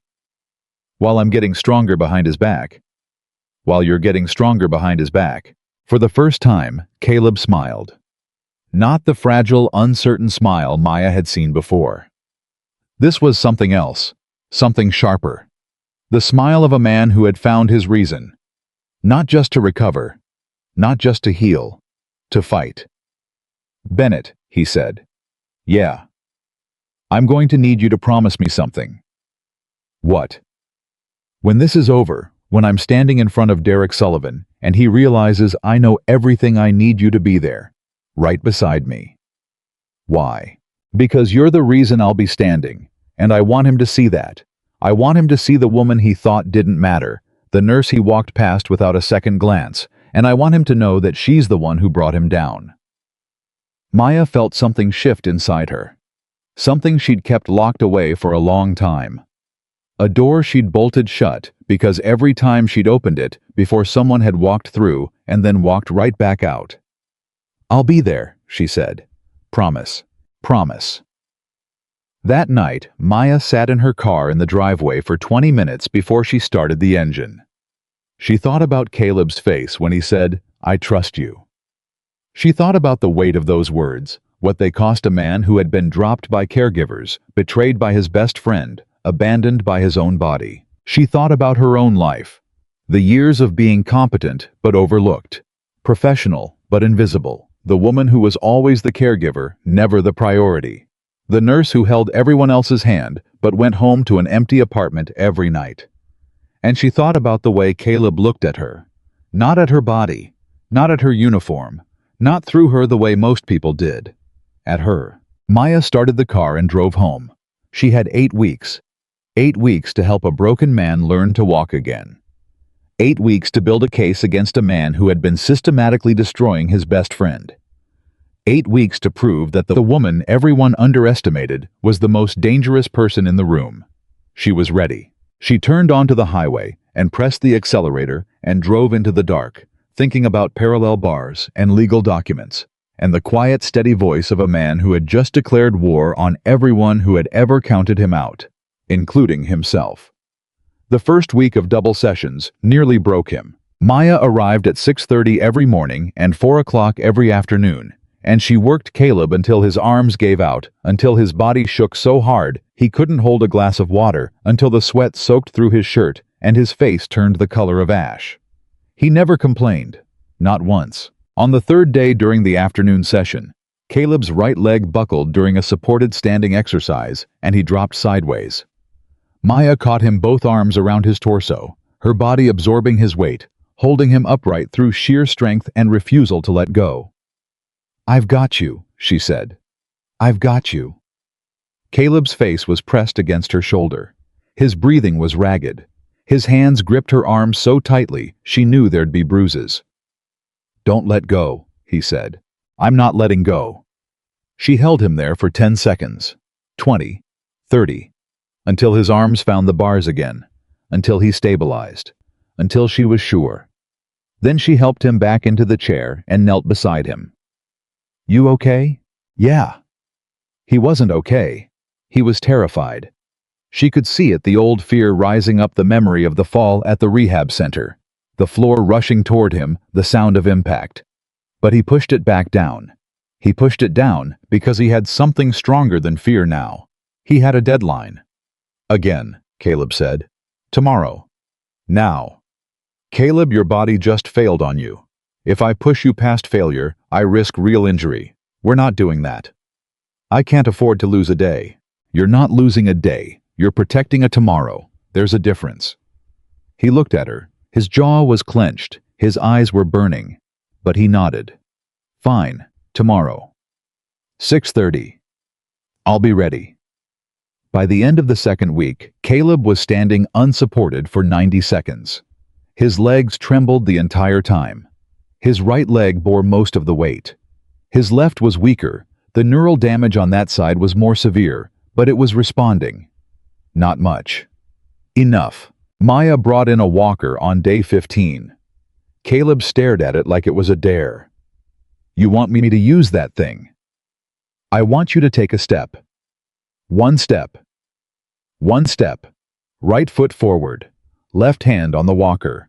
I'll be on your right side. You shift your weight, you engage your right quad, and you move your foot forward. 6 inches. That's it. 6 inches. That's a step, Caleb." He gripped the walker. He stood. His legs shook. Maya positioned herself beside him, her hand on his back, her body close enough to catch him if he fell. "Whenever you're ready," she said. Caleb closed his eyes. He took a breath. He opened his eyes. He shifted his weight to his left side. His right leg trembled. His quad engaged, she could see the muscle firing under his skin. His foot lifted off the ground. Half an inch. An inch. He moved it forward. 6 inches. His foot touched the floor. His weight shifted. He was standing in a new position, 6 inches from where he'd started. 1 step. Maya's hand pressed firm against his back. Her throat was tight. Her eyes burned. "That's a step," she whispered. Caleb was breathing like he'd just climbed a mountain. His knuckles were white on the walker. His entire body was vibrating with effort and adrenaline and something that felt like resurrection. "That's a step," he repeated. "Sit down before your legs give out." He lowered himself into the chair. He sat there staring at the floor at the 6 inches between where he'd been and where he was now. The smallest distance in the world. The largest distance of his life. "Bennett." "Yeah." "I just walked." "You just walked." "I'm going to do it again." "You're going to do it again. And again. And again." Caleb looked up at her. His face was wet. He didn't wipe it. He didn't try to hide it. For the first time since Maya had known him, he let himself be seen completely. Not the angry man, not the broken man, not the firefighter, or the father, or the patient. Just Caleb. Raw and open and overwhelmed by what his body had just done. "6 months ago, they told me I'd never stand again," he said.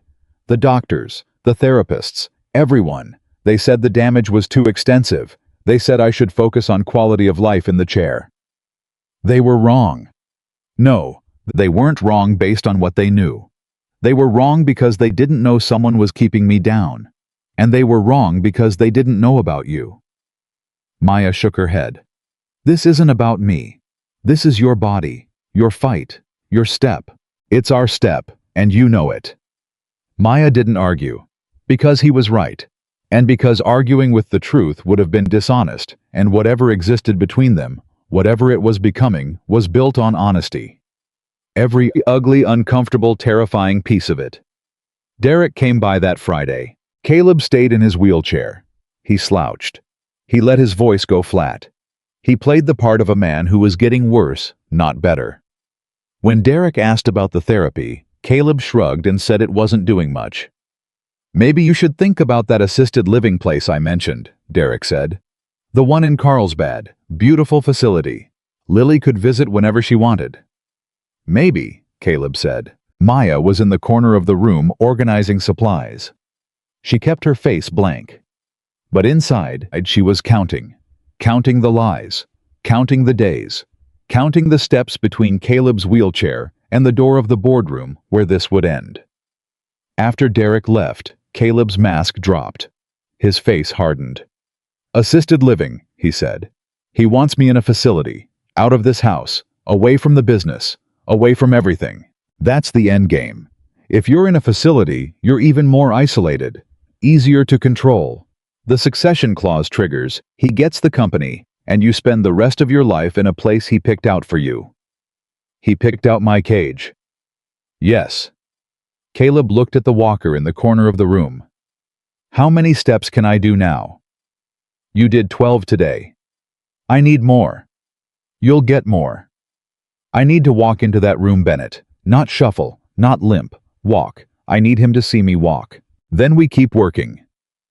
Week 5. Caleb was walking with the walker across the length of his bedroom, 22 steps.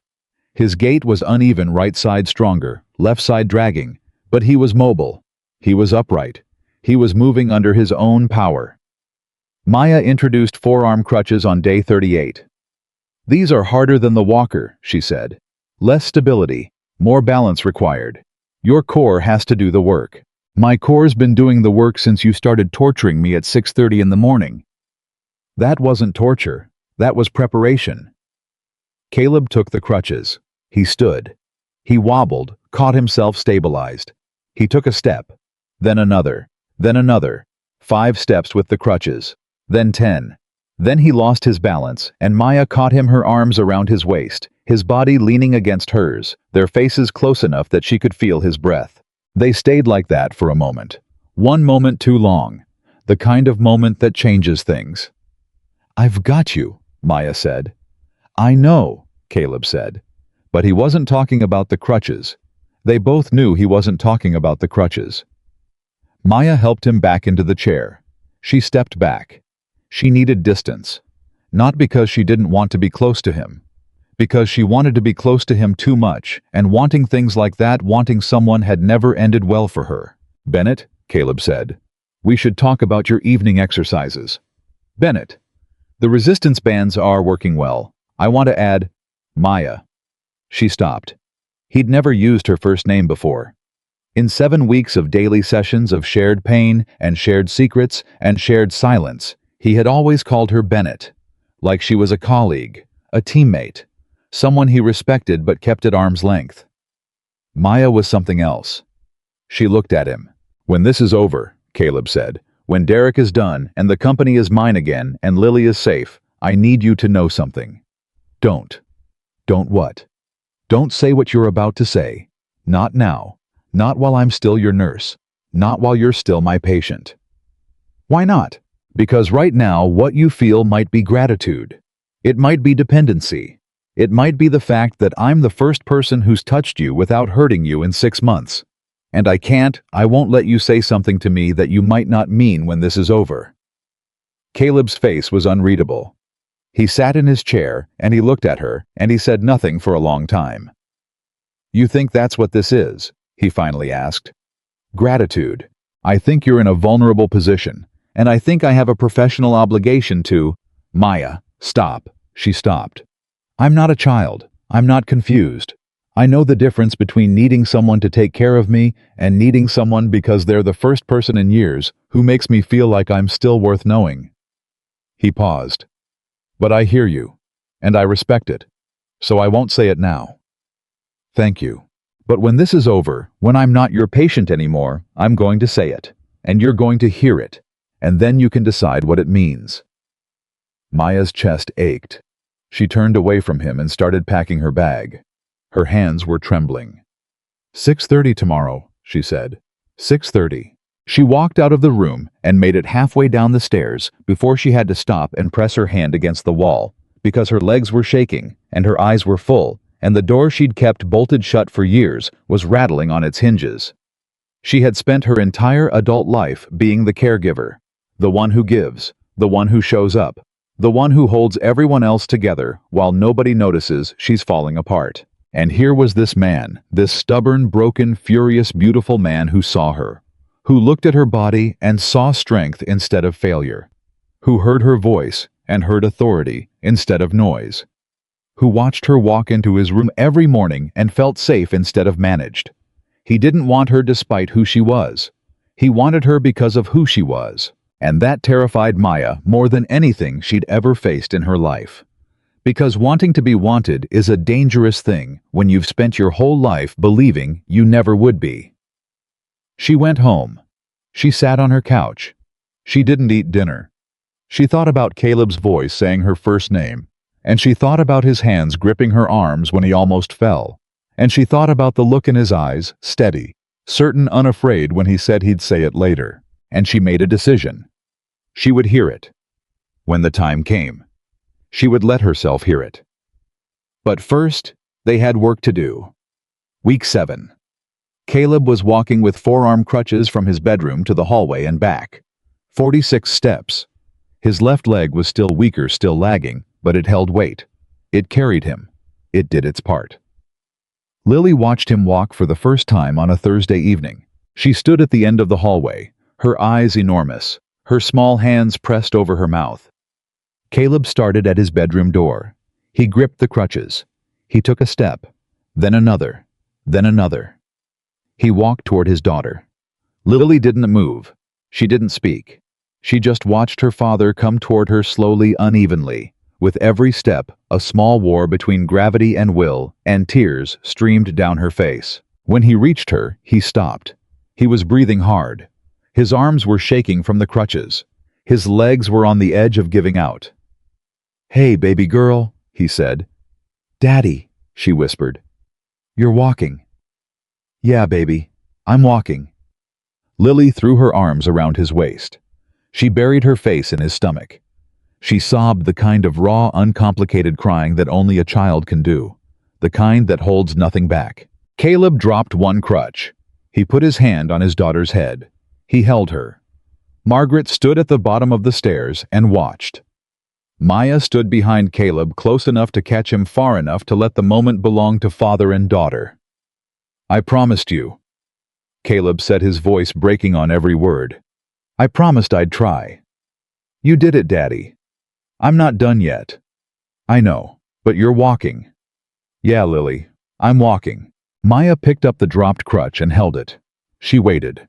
She let them have this moment that was worth every early morning, every brutal therapy session, every night she'd spent awake worrying about medication dosages and legal documents, and the man whose life had become the center of her own. When Caleb finally let go of Lily and took the crutch back, he looked at Maya. He didn't say anything. He didn't need to. Everything was in his eyes. The gratitude, the respect, the thing he wasn't allowed to say yet. All of it right there, as clear and unmistakable as a man walking for the first time in 6 months. Maya nodded. 1 week left. 1 week until Caleb Whitmore walked into a boardroom and showed Derek Sullivan that the man he tried to destroy was still standing. The morning of the boardroom meeting, Maya arrived at 5, not 6:30. 5. She let herself in with her key. The house was dark. Margaret was already awake. Maya found her in this kitchen, fully dressed, sitting at the table with both hands wrapped around a cup of coffee she wasn't drinking. "He's been up since 3, Margaret said. "I heard him moving around. I think he's been practicing." Maya set her bag down. "How are you?" Terrified, furious, ready. Margaret looked at her. "How are you?" "The same." Maya went upstairs. She knocked on Caleb's door 2 soft raps and opened it. Caleb was standing. Not at the parallel bars. Not with the walker. He was standing in the middle of his room with the forearm crutches, fully dressed in a dark suit that Margaret had taken to a tailor 2 weeks ago. The tailor had adjusted it for his body the way his shoulders had broadened from months of upper body work. The way his waist had thinned from the nutritional overhaul. Maya had implemented the way his frame had changed from a man wasting away in a wheelchair to a man rebuilt from the inside out. He looked like someone Maya had never seen before. He looked like Caleb Whitmore before the fire took his legs and the world took everything else. "You're up early," Maya said. "Couldn't sleep." "Nervous." "No." He adjusted his grip on the crutches. "Angry, but the useful kind." Maya walked toward him and stopped 3 feet away. She looked him over, not as a nurse checking a patient, but as a person looking at another person and recognizing what they'd built together. "How do you feel?" she asked. "Like I'm about to walk into a burning building." "You've done that before." "Yeah. But this time the building is a man I trusted with my life, and instead of carrying someone out, I'm going to burn him down." Maya opened her bag. "Let me check your vitals before we go. Blood pressure, heart rate, everything. I need to make sure your body is ready for this." "My body is ready. I'll be the judge of that." Caleb sat down on the edge of his bed. Maya wrapped the blood pressure cuff around his arm. She pumped it, watched the gauge, listened. 128/82, she said.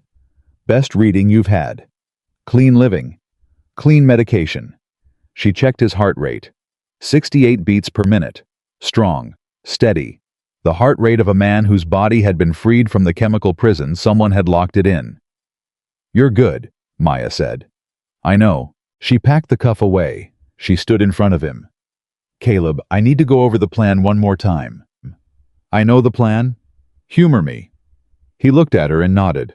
"Helen will be in this boardroom when you arrive. She has everything: the forged documents, the medication records, the financial evidence, the testimony from Dr. Park. She's also arranged for a forensic accountant to present the findings on the $1.4 million loan. Derek's attorney has been notified that this is a mandatory partnership review meeting. Derek thinks it's about the Henderson contract renewal. He thinks I'm coming in the wheelchair.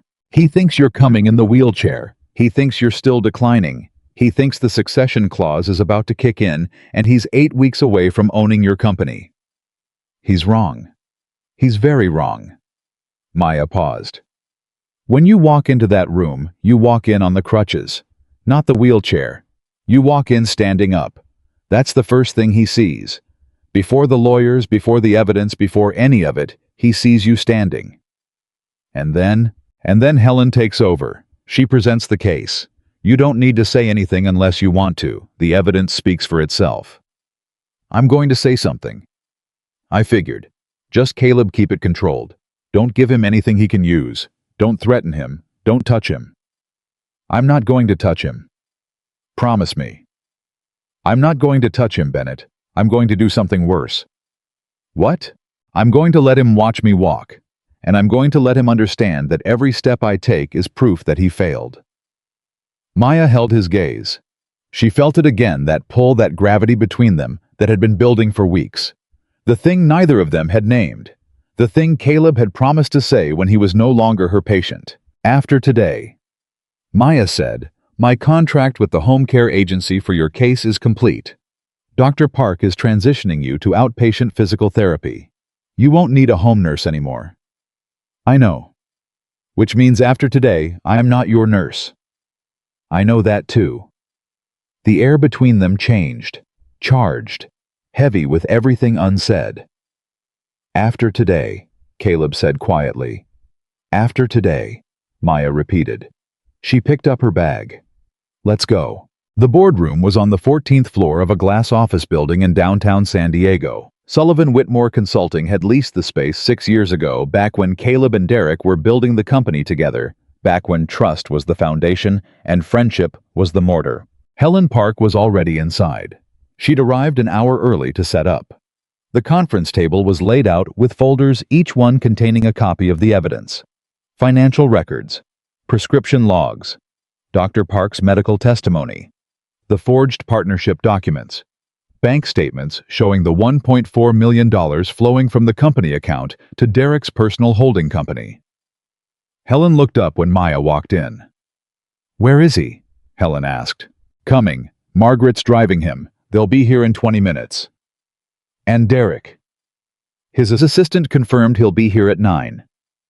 Helen adjusted her glasses. Maya, I need to prepare you for something.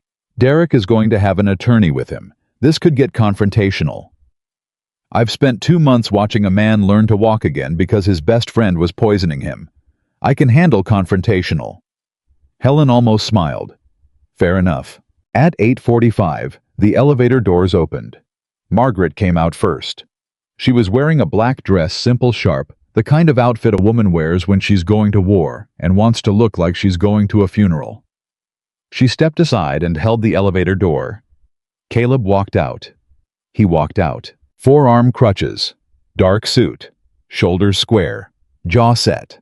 Every step deliberate, measured, controlled, the product of 8 weeks of 6:30 mornings and 4 o'clock afternoons, and sweat and pain, and a stubborn nurse who refused to let him quit. The receptionist at the front desk stared. She'd seen Caleb Whitmore dozens of times, always in the wheelchair, always pushed by someone else, always looking like a man visiting his own grave.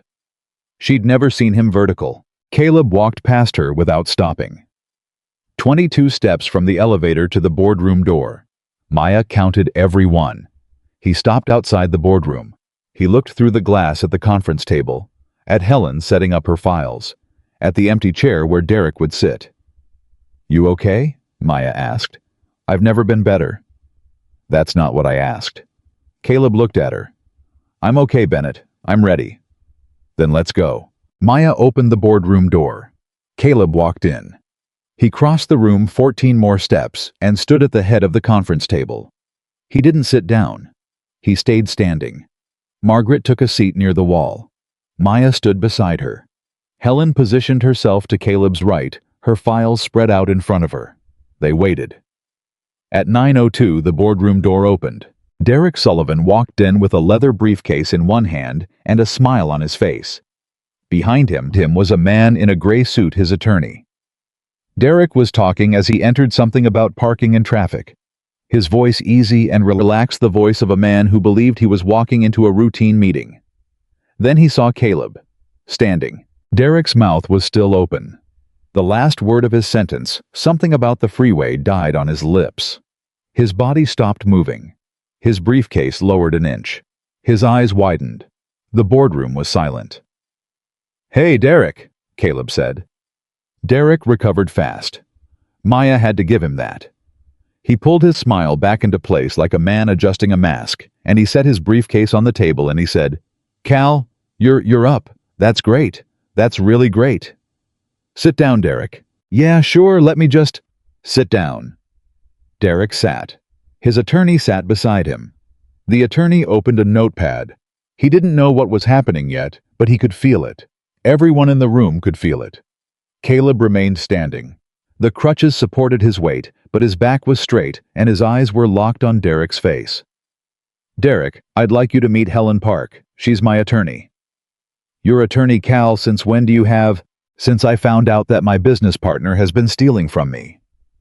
The room went dead. Derek's smile collapsed. Not slowly, instantly. Like a building losing its supports. Every muscle in his face went slack, and for one naked second, Maya saw the real Derek Sullivan. Not the charming partner, not the concerned friend, the man underneath, the one who had looked at his best friend's broken body and seen an opportunity. "I don't know what you're talking about," Derek said. Helen opened the first folder. "Mr. Sullivan, I'm going to present a series of documents that my client signed during his period of incapacitation. I'll start with the modification to the partnership agreement dated February 14th of this year." She slid the document across the table.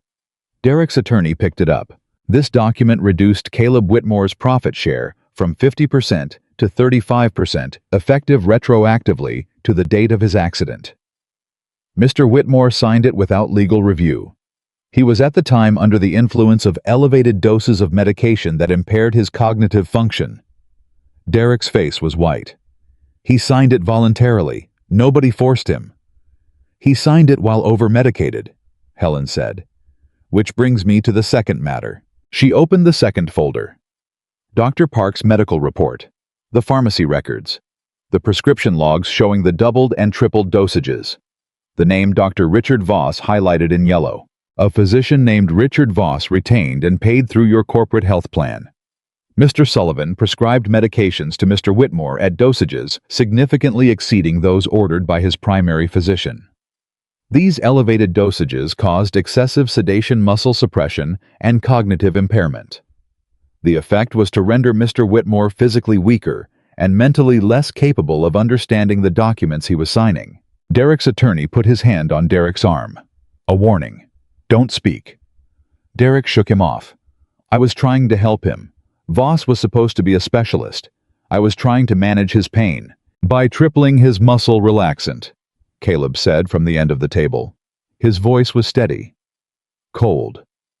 The voice of a man who had rehearsed this moment 1,000 times in his head and was now delivering every word exactly as he'd planned. "By doubling his baclofen, by making it physically impossible for me to respond to therapy. I didn't know the dosages were that high. Voss made those decisions on his own. Voss was paid through the corporate account, the account you manage. The payments are documented, Derek, every one of them." Helen opened the third folder. Bank statements, wire transfers, the $1.4 million loan taken out against the company's assets routed through a holding company registered under Derek's name. "This is the loan you personally guaranteed using Mr. Whitmore's signature," Helen said. "A signature obtained while he was incapacitated. The loan funds were transferred to a personal holding company, Sullivan Capital LLC, which you are the sole owner of. The funds were not reinvested in Sullivan Whitmore Consulting. They were deposited into your personal accounts." Derek's attorney leaned over and whispered something in his ear. Derek pulled away. "That loan was for business development, future contracts, expansion. The money went to your personal bank account," Helen said. "We have the records. Those records are certified by a forensic accountant. The report is in the folder in front of you." Derek opened the folder. He stared at the numbers. His hands were shaking. Caleb watched him. He didn't move from the head of the table. He didn't raise his voice. He didn't slam his fist or make a scene. He just stood there, this man who 6 months ago couldn't sit up without help. This man who'd been medicated into oblivion and robbed in his own home, and he let the silence crush Derek Sullivan, the way Derek's betrayal had nearly crushed him. "You were my best friend," Caleb said. Derek didn't look up. "You were the best man at my wedding. You held my daughter the day she was born. You stood next to me when Sarah died, and you cried, and I believed you. I believed every single tear." Derek's jaw tightened. "And while I was lying in a hospital bed learning that I might never walk again, you were already planning how to take everything I built. You brought in a doctor to keep me weak.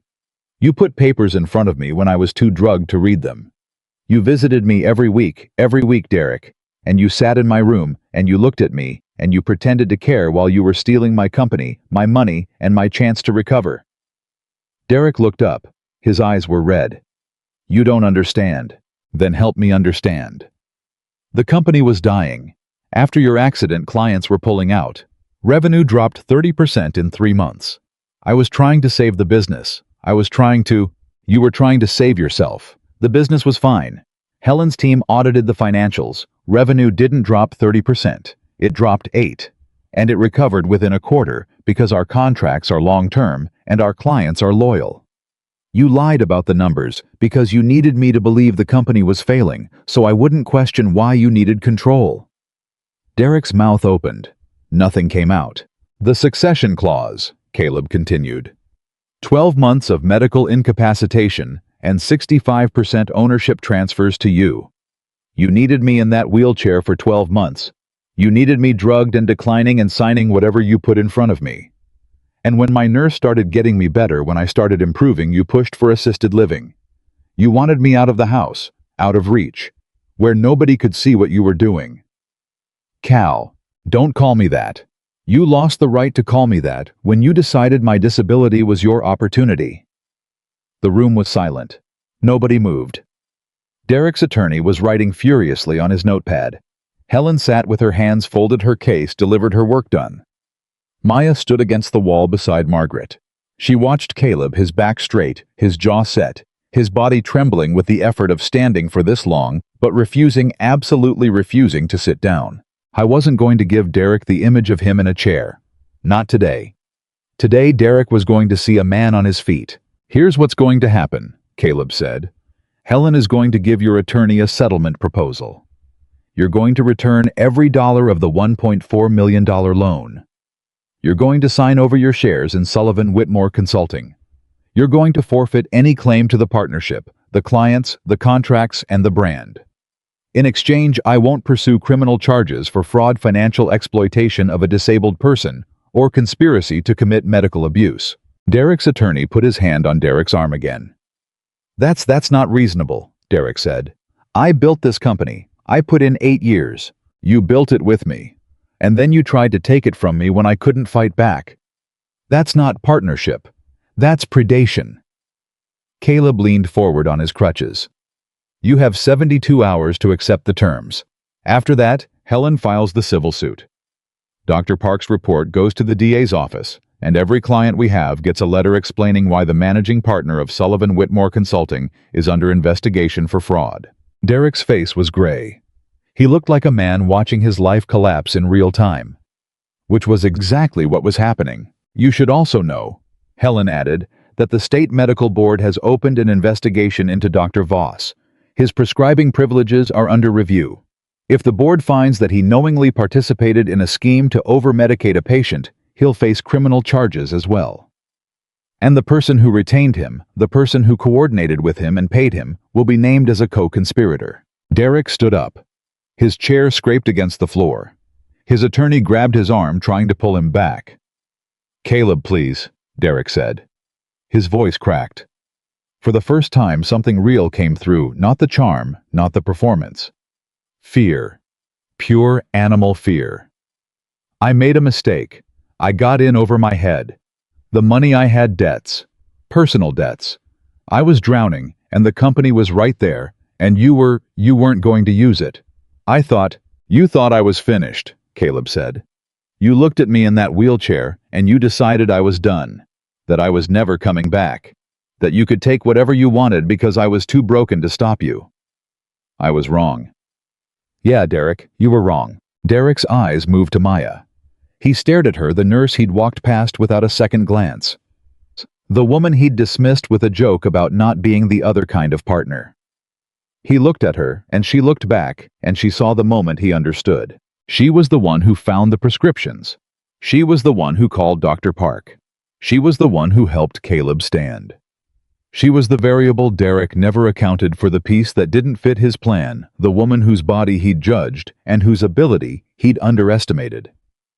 72 hours, Helen said. Derek's attorney took his arm and led him out of the boardroom. Derek went without another word. The door closed behind them. The room exhaled. Caleb stood for 5 more seconds. Then his legs began to buckle. Maya was already moving. She crossed the room in 3 strides and got her arm around his waist just as his knees gave out. She lowered him into a chair gently, carefully, the way she'd been doing for months. "I've got you," she said. "I know," he said. How was shaking. Not from weakness. From release. 8 weeks of pressure, of fury, of holding everything inside and performing weakness while building strength. It was all letting go at once. Margaret was crying. Helen was packing folders. And Maya was kneeling beside Caleb's chair with her arms still around him, and he was leaning into her, and neither of them moved. "You did it," Maya whispered. "We did it." "How do you feel?" Caleb laughed. A real laugh. Full and broken and free. "Like I just walked out of a burning building." "You did," Maya said. "You absolutely did."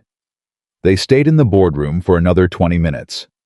Helen outlined the next steps, the settlement timeline, the DA referral, the medical board investigation. Margaret called Lily's school to say she'd be picking her up early, and Caleb sat in his chair and held Maya's hand and didn't let go. When they finally left the building, Caleb used his crutches to walk to the car. 38 steps across the lobby, every step steady, every step earned. The receptionist watched him go. She was still staring when the elevator doors closed. Derek accepted the settlement terms in 48 hours. He returned the money. He signed over his shares. He disappeared from Caleb's life like smoke clearing from a room. The medical board suspended Dr. Voss's license 3 months later. Criminal charges were filed 6 weeks after that. Derek was named as a co-conspirator in the medical abuse case. His attorney negotiated a plea deal that kept him out of prison, but left him with a felony record and a debt he'd spend years repaying. Caleb didn't follow the legal proceedings. He didn't need to. The fire was out. He had other things to build. 6 months after the boardroom meeting, Caleb Whitmore opened the Whitmore Recovery Center. He purchased a building in Oceanside, a single-story facility with wide hallways and parallel bars and therapy rooms, designed by a man who knew exactly what recovery felt like from the inside. The center's mission was simple. No patient would ever be treated like they were broken. No patient would ever be over-medicated, warehoused, or given up on. Every person who walked through those doors or rolled through them would be met with the same thing Maya had given Caleb. Respect, honesty, relentless, uncompromising belief that they were more than their worst day. Maya became the director of patient care. She hired the staff. She designed the protocols. She trained every nurse and therapist personally, and her first rule was the same one she'd lived by since the day she walked into Caleb Whitmore's bedroom, and a glass shattered against the wall beside her head. Narrate everything. Explain every movement before you make it. Ask permission before you touch. Your patient's body belongs to them, not to you, not to the chart, not to the system, to them. Lily came to the center every day after school. She did her homework in Maya's office. She made drawings for the patients. She became the unofficial mascot of the place, a 9-year-old girl who walked through the hallways, high-fiving people in wheelchairs and telling them that her daddy used to be in one of those, and now he walks with crutches, and soon he's going to walk without them. She wasn't wrong. By the 1-year anniversary of his first step on the parallel bars, Caleb was walking with a single cane. His gait was imperfect. It would always be imperfect. His left leg would never fully recover. He would never run. He would never fight fires. He would never be the man he was before the warehouse roof collapsed. But he was something better. He was the man he became after. On the evening of the center's grand opening, after the last guest had gone home and the staff had cleaned up, and Lily had fallen asleep on the couch in Maya's office, Caleb found Maya standing alone in the main therapy room. She was looking at the parallel bars, the same portable set she'd brought to his house in the trunk of her car all those months ago. She donated them to the center. They were bolted to the floor now, permanent. "You kept them," Caleb said from the doorway. Maya turned. "They're historically significant. They're parallel bars. They're the parallel bars that a stubborn fireman used to stand up for the first time in 6 months. That makes them historically significant." Caleb walked toward her, cane in his right hand. Left leg working harder than the right, compensating, adjusting the body, doing what bodies do when they refuse to quit. He stopped in front of her. "I'm not your patient anymore," he said. "No, you're not. And I told you when this was over, I was going to say something, and you were going to hear it. I remember. Are you ready?" Maya's heart was pounding. She could feel it in her wrists, in her throat, in the palms of her hands. She'd spent her entire life being the one who took care of everyone else. The one who gave and gave and gave and never expected anything in return, because expecting something meant risking disappointment. And disappointment meant confirming what the world had always told her, that she was too much and not enough at the same time. "I'm ready," she said. Caleb set his cane against the parallel bars. He stood without it, unsteady but standing. He reached out and took her hand. "Maya Bennett, you walked into my room when I was the worst version of myself. You saw me throw things and curse and try to break you down, because breaking people was the only power I had left. And you didn't flinch. You didn't pity me. You didn't try to fix me. You stayed." Maya's eyes were full. She didn't blink. She wasn't going to miss a word. "You gave me back my body. You gave me back my daughter. You gave me back my life. And somewhere in the middle of all that, somewhere between the parallel bars and the medication bottles and the 6:30 mornings, you became the person I can't imagine my life without." His hand tightened around hers. "I love you," he said. "Not because you saved me. Because you saw me. The real me. The one underneath the wheelchair, and the anger, and the grief. You saw him when I couldn't even find him myself." Maya was crying. She didn't wipe her eyes. She didn't look away. She stood there and let him see her, all of her. The nurse. The woman. The girl who'd been told her whole life that her body was wrong, that she was too big, too much, too visible in all the wrong ways. "You changed something in me, Caleb," she said. "My whole life I've been the one who cares for people. I've been the strong one, the reliable one, the one who never needs anything because she's too busy giving everything. And then you looked at me, and I felt seen for the first time in my life. You deserve to be seen. So do you. Then we see each other." "Yeah," Maya said. "We see each other." Caleb pulled her toward him. She went. She let herself go. She stepped into his arms, and he held her, this man who'd been afraid to be touched for months, who'd flinched at every hand that reached for him, who'd built walls so high and so thick that 3 nurses and a therapist couldn't scale them. He held her like she was the most natural thing in the world, like his arms had been waiting for exactly this. Maya pressed her face against his chest. She felt his heartbeat, steady, strong, 68 beats per minute, the heart rate of a man who'd walked through fire and come out the other side. "Caleb," she said against his chest. "Yeah. If you ever throw a glass at me, I'm leaving." He laughed. That full, real, unguarded laugh that she'd heard for the first time in his bedroom all those months ago and had been chasing ever since. "Deal," he said. She held him tighter. He held her tighter. And they stood there in the therapy room beside the parallel bars that had carried him back to life. 2 people who had been broken in different ways. Finding out that broken edges, when they fit together, create something stronger than anything that was whole. Months later, a reporter from the San Diego Tribune came to write a story about the Whitmore Recovery Center. She interviewed the staff, the patients, the families. She took photographs of the therapy rooms and the hallways and the drawings that Lily had taped to every wall. At the end of the interview, she asked Caleb what he wanted people to take away from his story. Caleb thought for a long time. He looked across the room at Maya, who was helping a new patient adjust to his wheelchair. She was crouched beside the man, explaining every adjustment before she made it, narrating every movement, asking permission before she touched him. "People think disability takes away your value," Caleb said. "It doesn't. People think the way you look determines what you're worth. It doesn't. And people think that strength means standing on your own. He paused. It doesn't, he said. Real strength is letting someone stand beside you.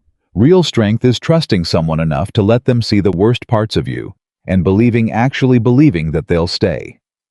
The reporter wrote it down. One more question, she said. The center's motto, you are not something to carry. You are someone to protect. Where did that come from? Caleb smiled. The full, real smile of a man who had earned every piece of the life he was living. Someone very important said that to me once, he said, on the worst day of my life, and it changed everything. He looked at Maya across the room. She looked back. She smiled. And in that smile was the whole story, the glass that shattered against the wall, the blood pressure cuff left on the table, the 12 days of silence before trust, the 7 seconds on the parallel bars, the 6-inch step that changed everything, the boardroom where a broken man stood up and took his life back, the story of 2 people who the world had counted out, who had been judged by their bodies, dismissed by their circumstances, and written off by everyone who thought they knew how the story ended. They were wrong. Because the story didn't end with a man in a wheelchair or a woman the world overlooked. It ended with a man who learned to walk again, and a woman who finally learned that she deserved to be carried too. And it ended with a truth that neither of them would ever forget, that the person who changes your life is not always the one who fixes your problems, but the one who refuses to give up on you when you have already given up on yourself.